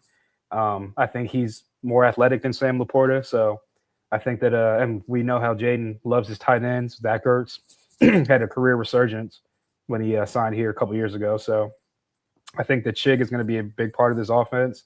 And a lot of people have made this point. If they don't actually have that number 2 wide receiver option, he can kind of be that number 2 wide receiver option. Even though he's a tight end, he can line him up in that wide position, line him up outside, get him in a mismatch on the linebacker or a safety. And he can run the route tree for the most part. So I think that, he's going to be a vital piece for this offense. And hopefully he can stay healthy all 17 games plus and exceed all the numbers he put up in Tennessee by a pretty large amount. I think when it comes to this running back room, I think when we talk about Bill Krosky-Merritt, I think after the season, I think his stock was tainted because of Jeremiah Love, right? The love affection that a lot of us had on Jeremiah Love, and having that affection for Jeremiah Love, it kind of puts you in a position to talk about all of the negatives about Bill, even though he had over 800 yards rushing. I think he missed a few games. He didn't play in even more games. We got very limited opportunities. And of course, like the pass block and all that stuff you can work on. But I mean, he was a rookie, right? He's the last running back taken in the 7th round. And he ended up being like, yeah, like so he ended up being one of the best, at least top 3 of the rookies last year. And I think he's like 27th in rushing or something like that, right? So any other year like that's hype coming into next year. Like we're talking about how he's going to get better at pass protection, how he's going to be better, this, and this. But we're like, nah, like Rachaad White is already, but I think it was tainted because of Jeremiah Love. But how are you looking at Bill coming into this year? Yeah, I'm excited for Bill. And look, when you have a prospect like Jeremiah Love, it's not like you're throwing shade at Bill. You're not hating on Bill. You don't think Bill can be the dude or that guy. It's just when you got a prospect like Jeremiah Love, who obviously he went in the top 5, so the NFL agree that he's one of those generational prospects, or at least potentially one of those generational prospects at the position. It's like one of those guys that you can't really pass up on if he drops down to you at 7. Obviously, he went at 3 to Arizona, so we'll see what he does out there. They're going to try to build an offense around him. But that just goes to like everyone in the offseason was talking about kind of how we kind of shifted the conversation to, though, they need to add another receiver. Previous to that in the offseason, it was, hey, if you add a Jeremiah Love to this running game and you can use him as a receiver, that changes the dynamic of this entire offense because he's a field flipper. So, and this league is all about explosive plays and creating explosive plays. And Jeremiah Love definitely is one of those guys that can create explosive plays for your offense. So, yeah, I think that it was tainted a little bit. And part of it is also, like you said, people are looking at he's not that well all around back where he wasn't really used in the passing game a lot last year. His pass blocking was shaky at best. I heard a couple of guys that break down the film say that even in the screen game, he was kind of not really hitting his spots, hitting his marks, not getting there. Like the timing wasn't really there. So hopefully that's something that Anthony Lynn has kind of drilled into him with and is working on him with that. And at the end of the day, we don't really know if he can do it because Cliff didn't really use him in that manner. And Cliff, and once he kind of put the ball on the ground a couple of times, I think once he wasn't really doing what he was supposed to do on a certain plays, I think Cliff kind of put him into the doghouse. And he didn't, like you said, he didn't really get the touches that we all expected him to get coming into training camp and all the hype that was around him in his rookie season. So, I think they're going to run some outside zone, which Bill can exceed in that. He's a one-cut, get up the field type of guy. We saw versus Dallas last year that he can hit the explosive 60, 70-yard run, take it to the crib. And this is going to be an offense that they're going to base off a lot of play action as well. So, yeah, I think Bill is in for hopefully a pretty good season. I think it'll be kind of like last year. It'll be running back by committee. You're going to see some Bill. You're going to see some Rachaad White. You might see some Jeremy McNichols in there sprinkled in every once in a while. By the way, Jeremy McNichols is a guy that it seems like every time he touches the ball, something positive happens. So, love that they brought him back as well, added him to the room. We'll see if he make the 53 or not. But, I just think that overall, I know a lot of the people are ranking the Bill like the 30th, 31st, 32nd running back in the NFL. And look, at the end of the day, like you said, I think part of it also might be the Brian Robinson effect. People don't realize he pretty much put up the same numbers Brian Robinson was putting up every single year. And we was ready to kick Brian Robinson to the curb after 2 or 3 years. So I think that the only difference is that he's a rookie and we think that he has a lot of room to grow and become like another good back in the NFL. So, yeah, I'm excited for Bill, excited for this running back room overall. But I do think that Bill is due for – he might his overall like yardage might go down just because I think it's going to be, like I said, a timeshare type of backfield. But I think we'll see more explosive plays. I think we'll see him in the passing game a little bit more. And I think that he's a guy that's going to hopefully take that jump in year 2. Yeah, can't wait, man. To see what that's going to look like. You got him, you got Katron Allen, you got all of those boys. Forgot about that. Like, and you know, we can have a real rounded room. But like, and a lot of people say, oh, it's going to be a good committee. I'm like, I don't know, right? Because I think, Bill got bigger, so obviously they had a plan for him. What they wanted him to do this offseason. I'm sure like pass blocking and catching the ball was part of it. But as you can see, what we can physically see is that they wanted him to get a little bit bigger, and he absolutely looks like he's gotten a little bit bigger, because even last year he was running in between the tackles. So it wasn't like he can only run outside, like he can do both. And he showed that last year. So I don't see why he wouldn't be a first and second down back in normal situations. And then you got Rachaad White that can do both, catch up the backfield. You get kind of behind the chains a little bit. You can bring them in, but you don't want to have an offense or a player where when they're in the game, they're already tipping ahead to the defense. Exactly.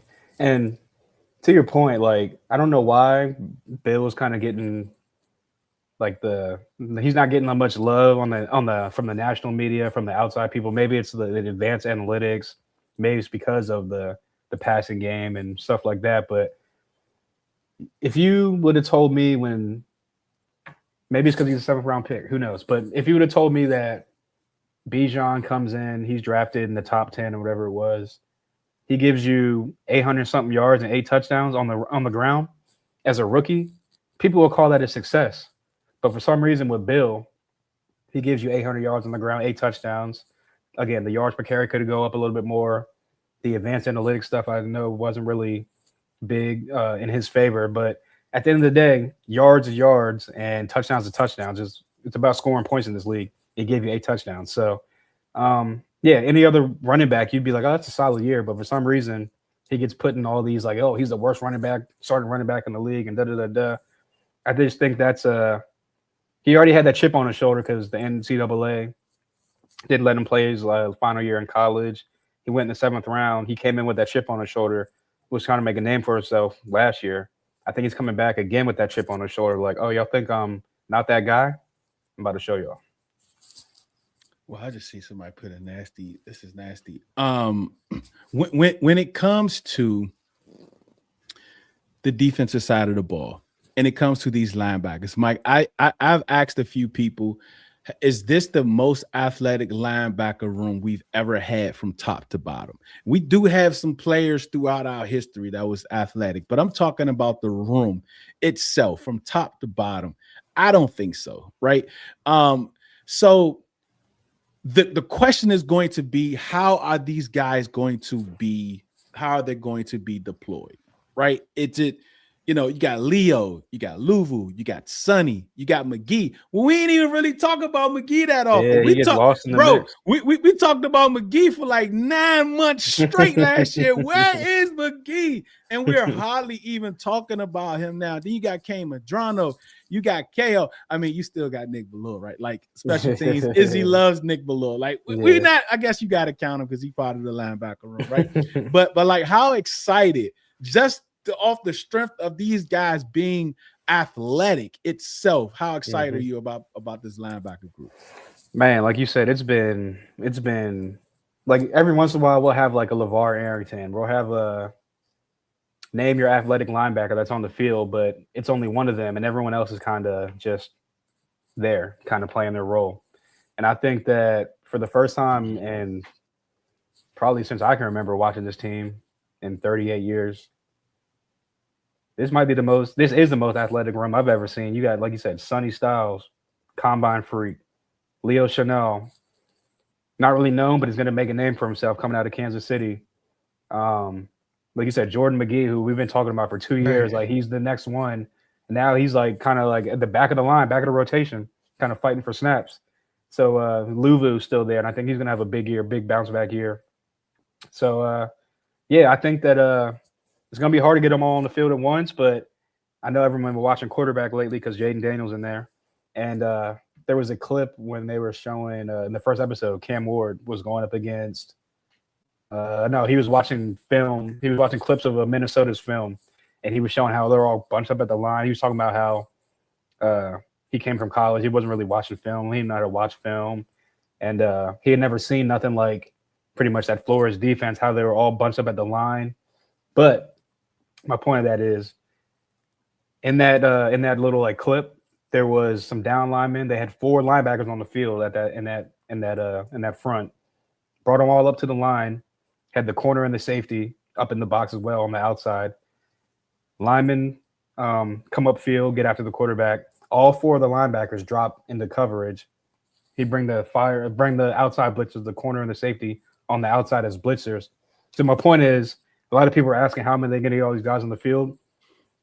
A guy like Durante Jones coming from that Mike Zimmer background, that Brian Flores background, where he just want to create chaos at their line of scrimmage, bring guys up to the line and make linemen say which guy's coming, which guy's not. Pause. Yeah, I think that you're going to be able to get all these guys on the field. I think Durante Jones is a guy that's going to be able to bring out the best and the athleticism in this scheme for a lot of those guys. And I think that, this linebacking core is going to be the heart and soul of this defense, I think. The cornerbacks, right? A lot of times we heard that, if they're not added, because a lot of fans looked at this cornerback room and this wide receiver room as, the weak links, right? And we heard that, well, maybe they're much higher on the room than we are. That all of a sudden they signed Rasul Douglas. So I guess they was only high on them, the last week on the 7th before then, right? So when we see that, we probably can still see another hiring on the wide receiver. But when it comes to this cornerback room, where were you before the Rasul Douglas and where are you now? Hey, don't listen to what they say. Watch what they do. Is what I'll say. Yeah, I was a little iffy on the room only because there wasn't a lot of just overall guys in the room. They only had I think 4 guys on the roster right now, or before Rasul Douglas. And one of those guys go down and get injured, and all of a sudden you're looking at, all right, we got to bring someone from the practice squad. We got to look around the league, try to find maybe a veteran that's still out there, and we know how that goes as far as like guys still on the scrap heap during the season. They're out there for a reason. But adding Rasul Douglas, he's a good vet. He's been in the league for 9-10 years going on this point. It's a guy that seems to always be around the ball as far as like a ball hawk, pass breakups. He'll come up and hit you in the run game as well. I just like the veteran add to the room who's going to be also a vital piece of this rotation.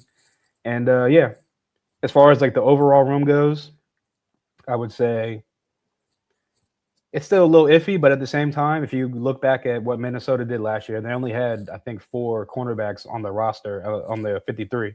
So they're rolling with 5 right now. Will they keep all 5? Maybe. Will they keep 4? Maybe. But I do think that the added pressure with Caleb Chason, Owe, Tim Settle coming up the middle, just all the pressure packages that Durante Jones is going to present to other opposing offenses, I think that's going to help out the cornerback room. And our lovely Lions fan, he is linked to Cliff Kingsbury. Like he even mentioned Cliff Kingsbury. And I do want to. Where did I have that at? I think let me see. I scribbled it. Here's some of the things that Blau said, just to switch back to the offensive side, Mike, about his offense. Like I think the Ari interview was awesome. I think that interview was great. I love that. Yeah, it was great, man. It says Blau's offense. He said this is coming from Blau. What his offense, will essentially look like without giving too much. He said he a designer, not a dictator. Mm-hmm. That's interesting, right? Ben Johnson for the premier plays to attack the defense. He said Cliff, the no huddle. Kevin O'Connell, the installs, which I think is very interesting. I think that's part that we should really pay attention to when it comes to what this offense looks like. Dan Campbell, his 4th down aggression. Oh boy, here we go. Right? Here we go. Matt Patricia's situational football, and Louis T. He talked about when Matt Patricia he did some type of a conference or something that he went to or he watched where he talked about football and situational awareness, and he said that guy is incredibly smart, right? Like most guys that wear like loose neck hoodies on the sideline are usually smart people, right? So that was interesting to me. And he said he just wants to put players in position to be successful. And he said, without quarterback pulling the trigger, you will like the outcome. What do you think about that type of melting pot of coaches for David Blau? I mean, I love it. If you just look at the names that he was dropping, Kevin O'Connell was looked at as one of those offensive, like really top tier offensive coordinators, offensive schemers, play callers, coaches overall. Obviously, he was here for a while with us, and we all wanted him to stay on as an OC from what he was doing with Dwayne Haskins at that time. So, yeah, we all know about KOC and the tree that he comes from and what he brings to the game, offensive side of the ball.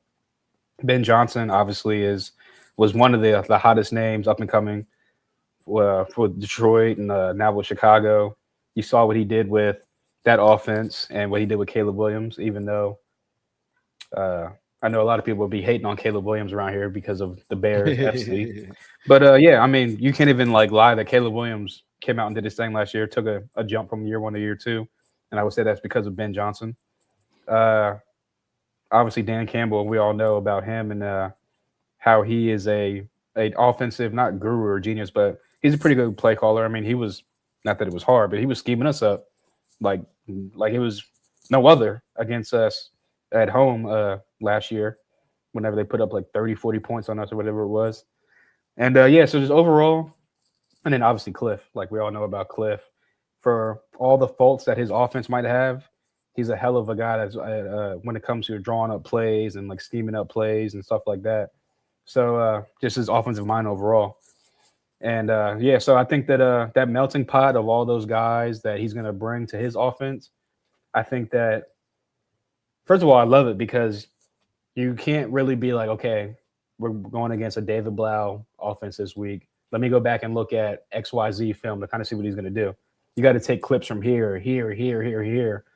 So, and then defenses to our favor aren't really going to know what this entire offense is going to look like come out the first couple of weeks of the season. You know, they usually say it takes about 3-4 weeks for defensive coordinators to kind of get a grip on what you're doing and then counter what you're doing. So I think that works in our favor as well.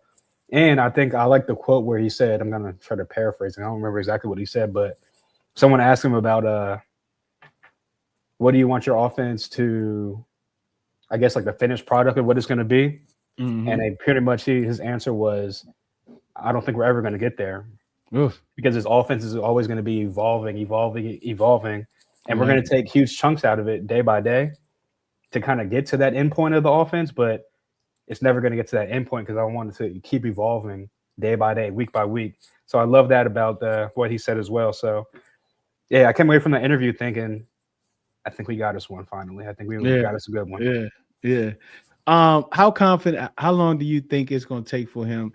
Because, like, it's going to be very tough. I mean, this time last year, he was assistant quarterbacks coach. Mm-hmm. He's never led a room.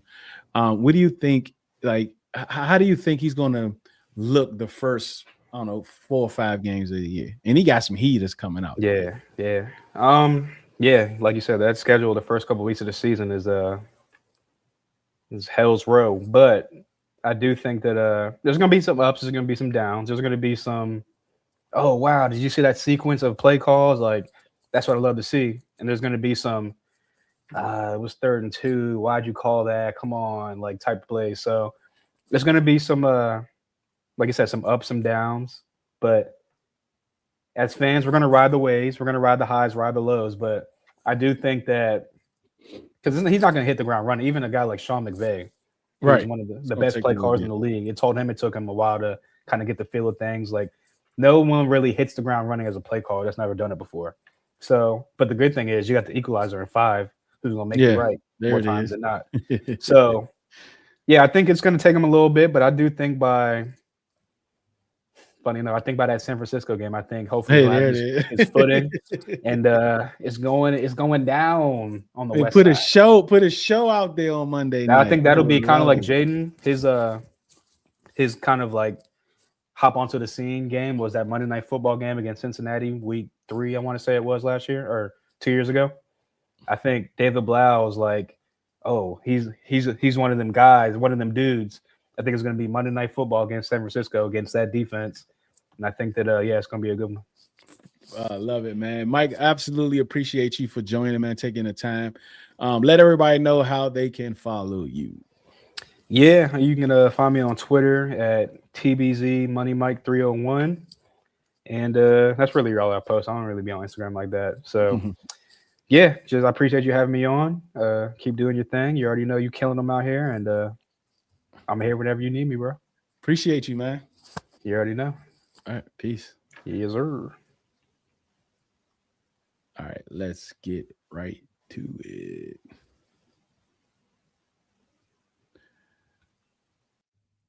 All righty, Lady E is in the building. Lady Attica. Listen, thank you so much.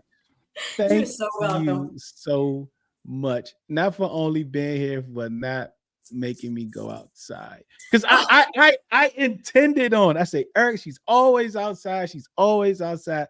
I am going to do this outside. And then I went outside and I was like, I don't want to go outside. Yeah. That's why I've been doing my content inside as well. But I know when the season starts, you know, that heat, I'm going out there to training camp. And what up, Kay? Going out there to training camp, so I gotta be prepared for that heat. But that's my specialty.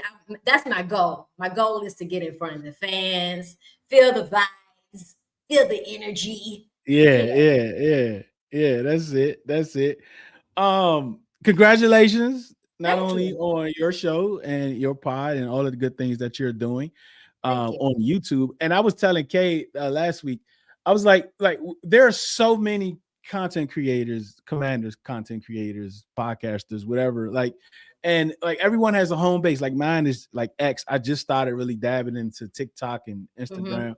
But some is just, it's like you'll find I can find a whole bunch on Instagram that's just there, and a whole bunch on TikTok that's just there.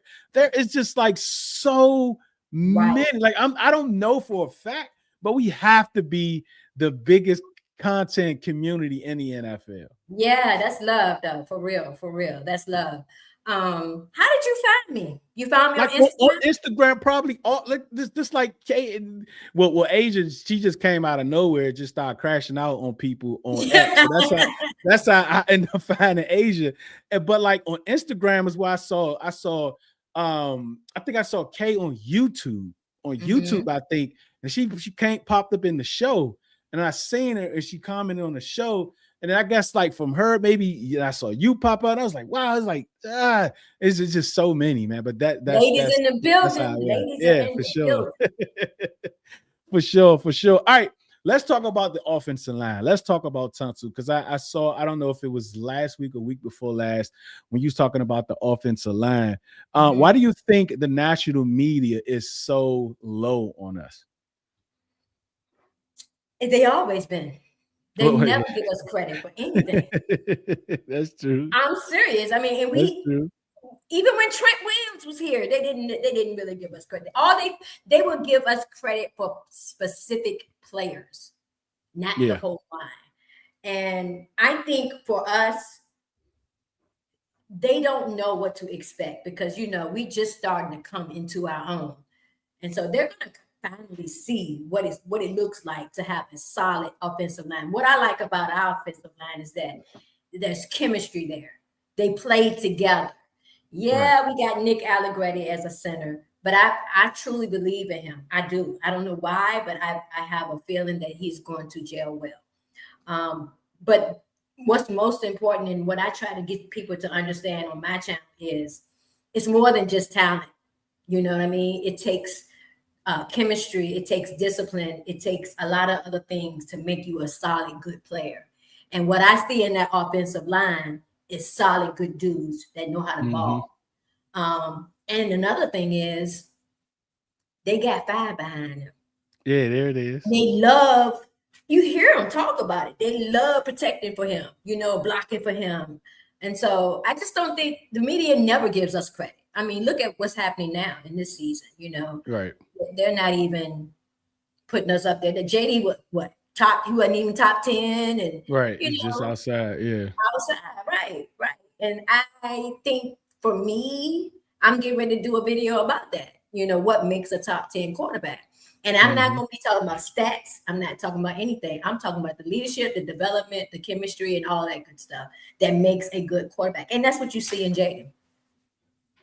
And I like, and even the one thing I like from that, the insert that I don't know if it was executive or coach or whoever, they was like, even still, I'm taking him over those other 2024 quarterbacks. Right. Like that speaks that's putting him in the top 10 to me because he's only saying that because he only played 7 games. But how can you say? I mean, I'm thinking that the injury last year had something to do with that. Yeah, that's right. Yeah, for sure. But Joe Burrow stayed injured. Yeah, that's true. Dak Prescott has stayed injured. So I don't want to hear that bull crap about injury. You look at what he did in 2024, best rookie season ever. Right. And then, I mean, don't get me wrong. Caleb Williams and Drake May are great. Bo Nix is great. That whole draft class of quarterbacks is great. But they didn't do what Jaden did. That's right. You know what I mean? They had opportunities. They had a bad first season. They come out slinging it on the second season, 2025. Jaden had a setback. But it's like even. So how can you now? Yeah, I mean, and even when they had the opportunity to do what Jaden did in the playoffs last year, because all of them was in the playoffs, right? And they still couldn't do it. Like they still couldn't put up the numbers, and they all had better teams overall than he did in 2020. Absolutely. He took this team from last to first. You know what I mean? Like, and with what the weapons he had, and see, I think that's what his mindset was in 2025. When we started getting those injuries, he felt like he had to play hero ball. Yeah, of course. And that what made him. I'm not gonna say it was just him, but I think it was on the offensive coordinator as well. You know what I mean? He ain't had nobody to throw to. Right. And I think that, you know, when you have a player like him, when you have these great athletes that can play with, that can make something out of nothing, right? Like at some point, you don't have any ingredients, right? So you can't do anything, right? But you try to force it, right? And then it's nasty, you know what I mean? So that's like what happened. That's why at some point, like you want people, players around him, because Jaden can raise floors. Facts, right? He can raise for. He's shown to be able to do that, but he can't take a basement player and put him on a 6th floor, right? Like he can't do that. They can only raise him, right? They can only raise his floor because a player, a coach, an elite player next to you, they can't raise your ceiling. Only your talent can raise your ceiling. They can only raise your floor. But I think the best signing acquisition this offseason to help Jaden's development as a football player was Durante Jones. Oh, absolutely. Absolutely. Because you look at what the defense was last year. He stayed on the field so much, the defense couldn't stop nothing. Right. And he had to go out there and do what? Play hero ball. Yeah. What I will say about that is like the players, the talent has to elevate themselves. Right. I agree with you there. But what makes that special is that when they play with somebody like Jaden, they want to go out there and ball out. I mean, look at Diami.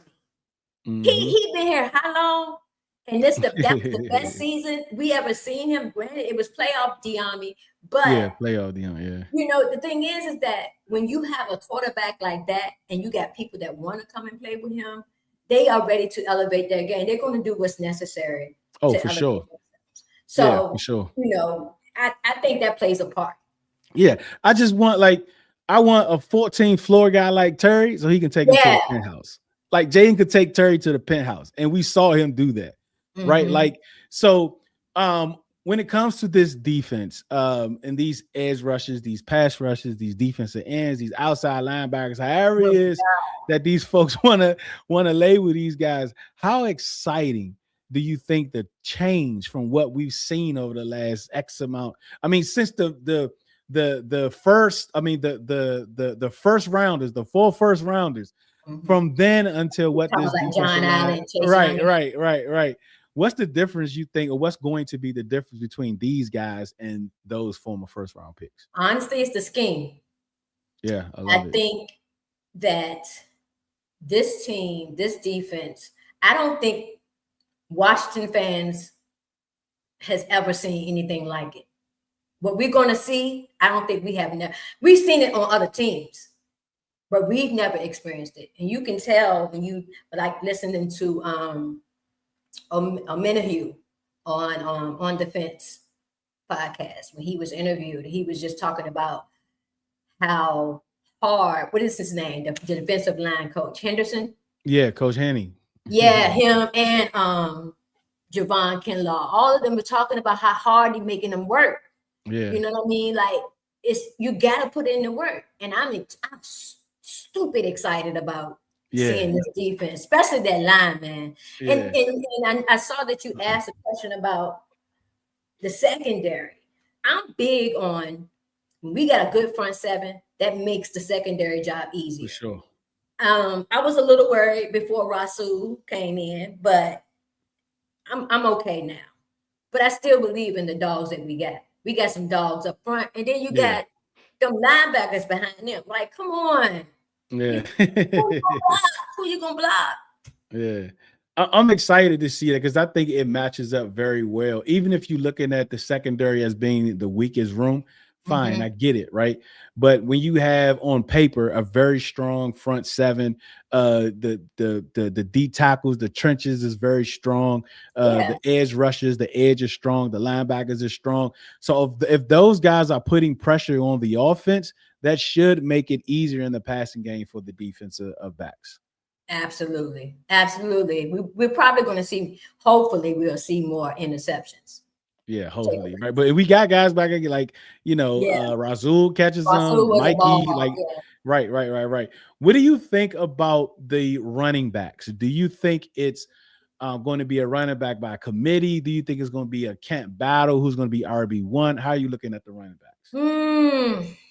I'm a Bill guy, but I need Bill. I was saying this last night on the Command Hers podcast that we just launched last night for the first time. Shout out to Kay. Shout out to Asia Analysis for doing a phenomenal job last night. I need Bill to tuck that ball. Because when he's running. I'm very like emotional and I can get a little passionate. But he's running like he playing basketball. Yeah. Like, no, tuck the ball, dude. So I believe it's going to be Bill's job to lose.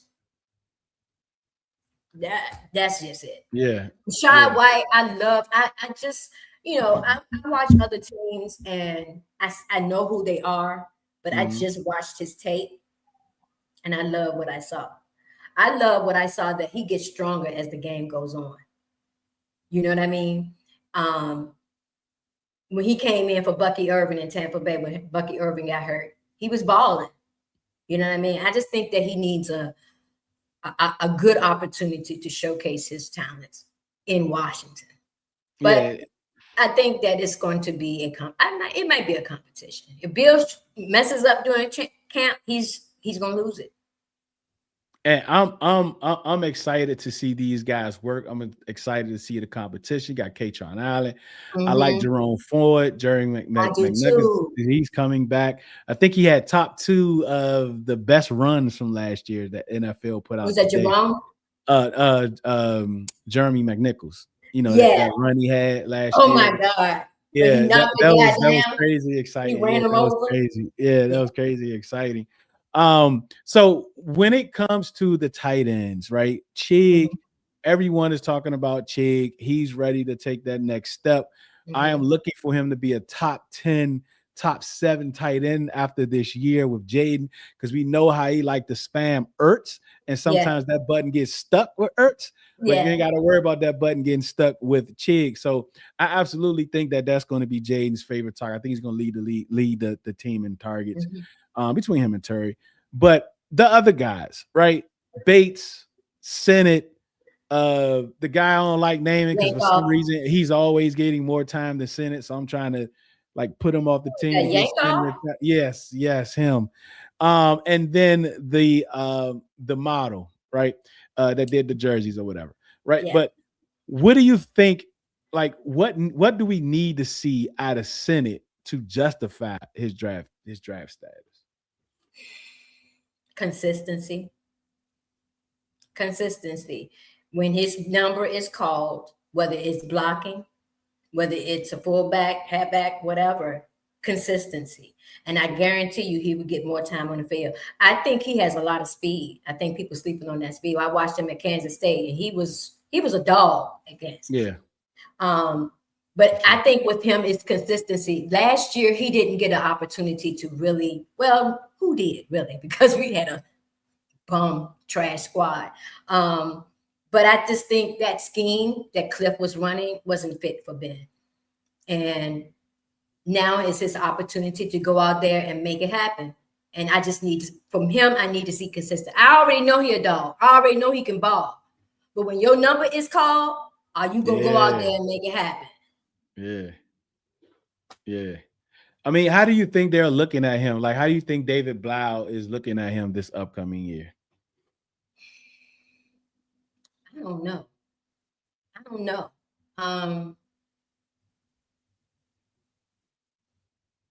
Because like we know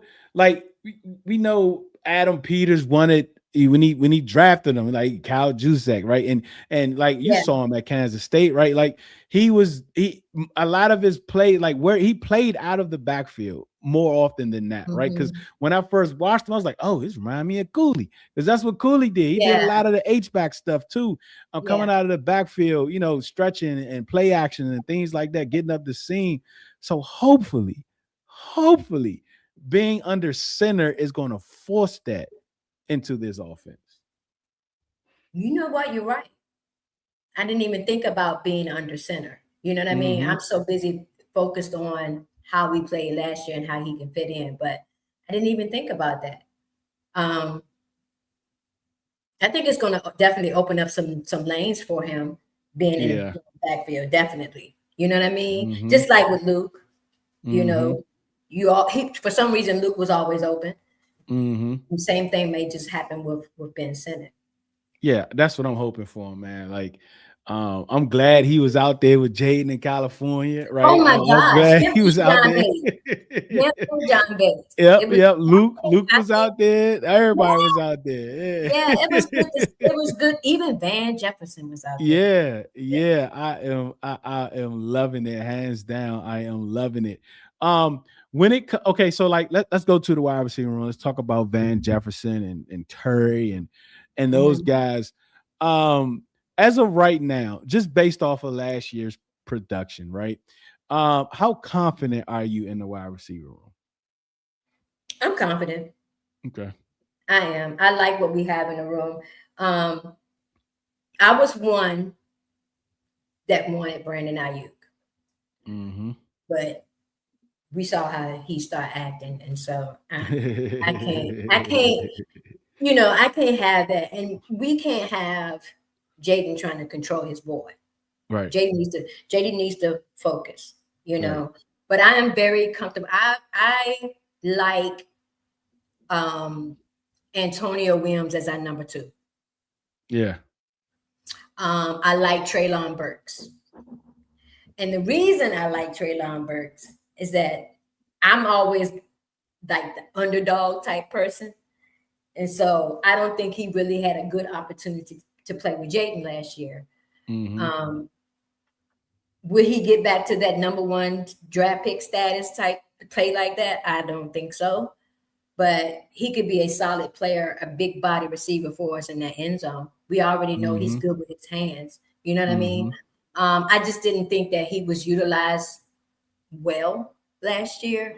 And so sometimes what I think is sometimes players, he is injury prone, right?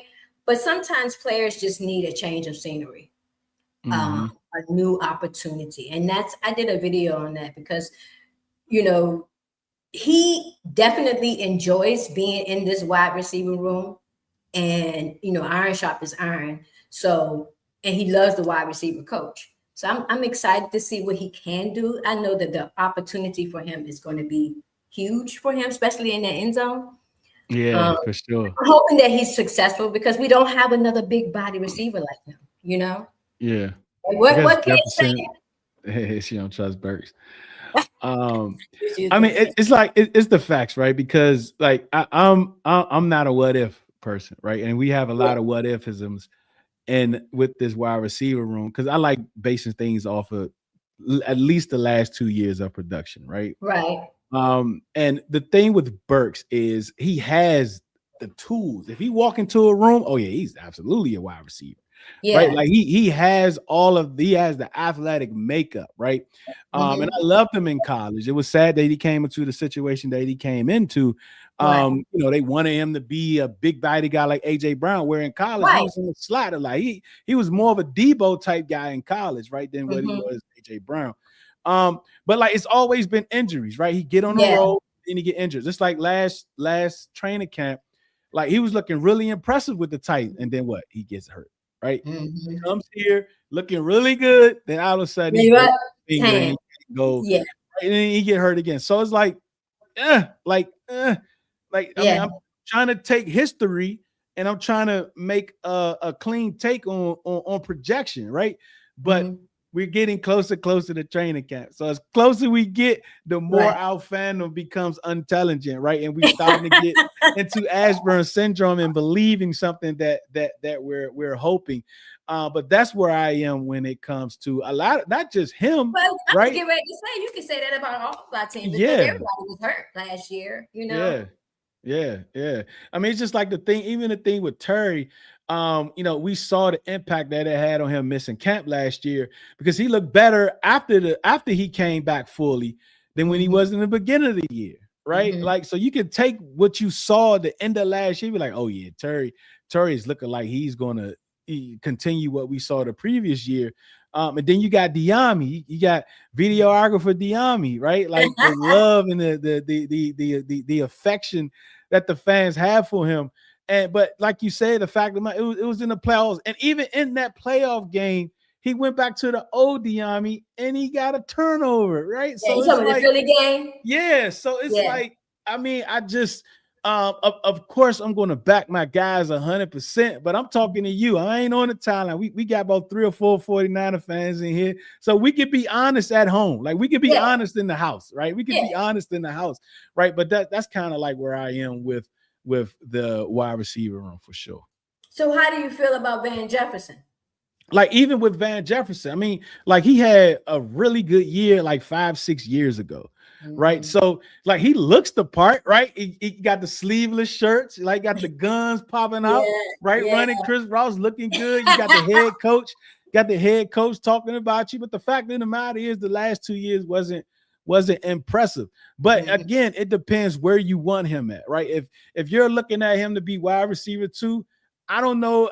You know, but if he's wide receiver 4 or 5, it's like, all right, bet. Because the other fact is, a lot of time, like I pretty much do an okay job around the NFL, right? I'm not the best guy around it. I know my squad, but around the NFL, right? But what I do know is a lot of rooms look more like us than that. Yeah. Right? Like a lot of teams' rooms have a Van Jefferson. A lot of them have a De'Ami Brown. A lot of them have a Luke McCaffrey. It's not just us. Have you seen Kansas City's receiver room? Right. I mean, like it's out there. It's out there. We're not like more rooms look like ours than that. But again, fandom has no intelligence. We're talking about our room, and we want to be one of those teams that rooms does not look like this. And if we want to be one of those teams, Van Jefferson making this team, we're not going to look like one of those teams. So are you interested in adding another receiver? Like, yes, like, and I know, like you talked about Ayuk. I love the troll game with Ayuk. I mean, they paid with their impressions and in my comments, most of my blue check, the end of June, right? So shout out to the Niner Tang, right? I love them. But like, it's all about Ayuk. What is it? Low risk, high reward, or whatever the case may be. And if he's here, it's going to be a Jaden call, right? I think it's all up. Jaden, what do you want? Do you want him here or not? Right? I think it's going to be a Jaden call. You think Jaden got that much pull now? Especially with Ayuk, for sure.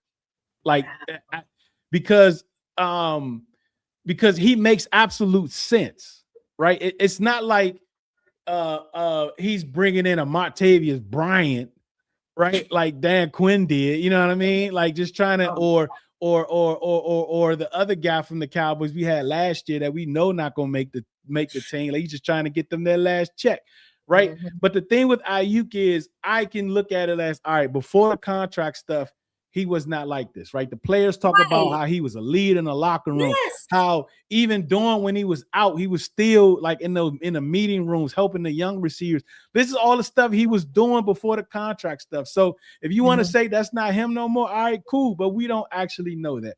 The hope is if he does whatever it is he needs to do, they cut him. If he signs here, that he's going to lock in, right? And they could just be like, listen, the first video you post, you out of here.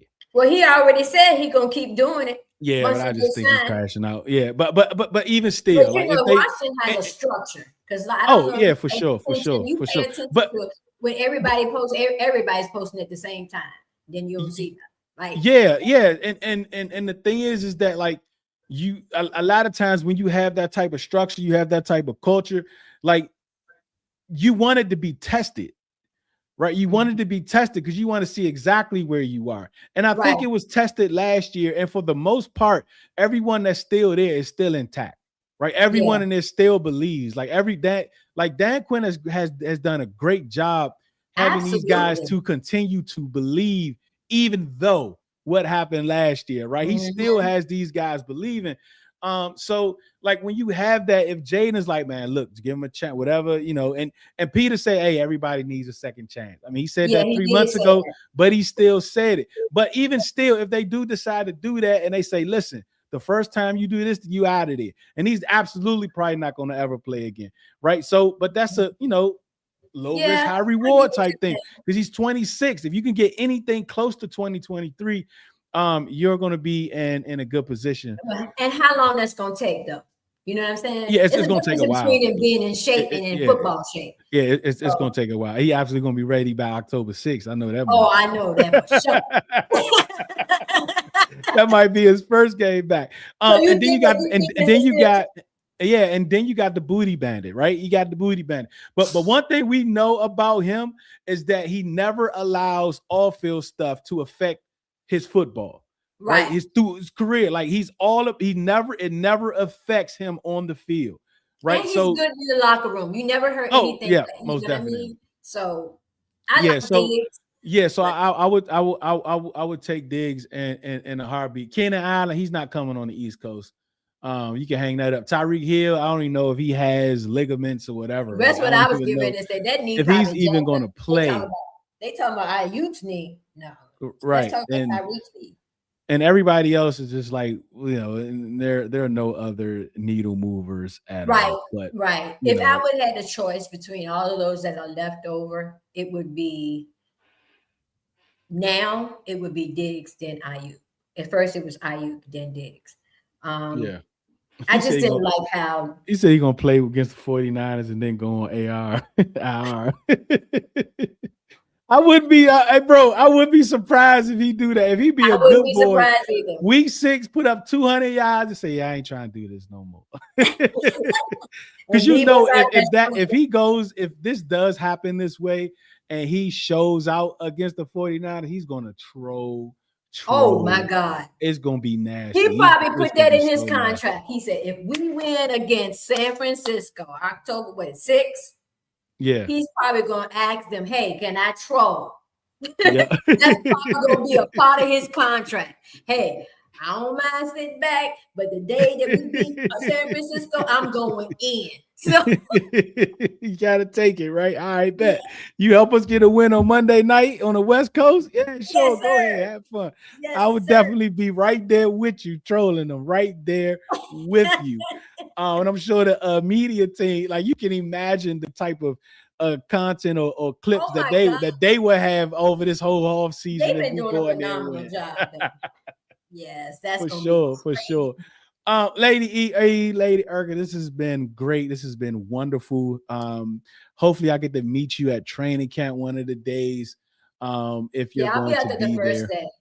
Oh, well, cool. Yep. I forgot because don't be surprised if I throw the mic up in your face. Hey, it is what it is. I'm expecting it. I am absolutely. Well, I thank you for asking me to come. You're my second person that has interviewed. So last night was my first live. Yeah. And Okay. you're the second one. So I appreciate it. Now I have been on ESPN Radio Richmond with Lake Lewis twice. Yeah, love Lake. So but those are great opportunities. I'm just getting started. I Yeah. just try to bring it from a different perspective. I Yeah, love for I love talking about culture. I love talking about the talent. I love talking about the organization and where it's going. So I just try to put a spin on it. Yeah, and you might even have me going outside. Like if I do go outside, I want to go where the winos at. Like I want to go because they have on like the old Trent Green jerseys. They got the Yeah. old Darryl Green, Like that dude. Morton's t-shirt, Darryl Green, Morton's t-shirts. Like they got all of those. They got the old Redskin hats. You know, Yeah, like, yeah. I want to go out there with them, man, because like the dude. What's the name? Gold all in my shirt. Right, gold yeah. On my hat. Gold on my shoes. Y'all lose. Them the dudes that, because like they don't care win, lose, or draw. We still got the best team, and I'm so it's those guys and my uncle and them and the old like that 2024 season. I'm so glad for them because that's all you see now. All the gear is back out. You see the hats, the old shirts, the old jerseys, the colors. Everybody is wearing them. Some type of Commanders or Redskin games. Yeah, Trinidad James. Yep. Like we're wearing them everywhere. But if I was to do that, I did think about it, is the going out there with them, man, just to have fun with them. Because I know they're gonna send me viral. They're gonna send me. If I can get up to that stadium, I will. But my goal right now, I'm gonna be in the sports bars, at the game, just feeling the vibes, feeling the energy, getting people's takes on what the team is doing, how they feel about a certain play, just be out there with the fans. For sure. I love it. Again, thank you so much. Dropped the yesterday was the debut of Command Hers. I am 3 for 3. I don't know. I think I might be the only person that has had all of the Command Hers in the lab. So I absolutely you know how absolutely. But yeah, appreciate it. I think that's about it. That's about it. Thank you so much, Lady Eric. I appreciate it. At least you ain't had to go outside. Yeah. Oh, it was so hot out there. I said, please, I am not trying to go out there. But thank you. Thank everyone that watched. Thank everyone that is listening. This is day 7. One more day. We have 30 plus Commanders content creators in the lab. Thank you so much. I know your time is very valuable for you to spend it with me. I absolutely appreciate it. Remember, do it because you love it, not because it loves you. One beat, one sound, one heart, one love. Peace.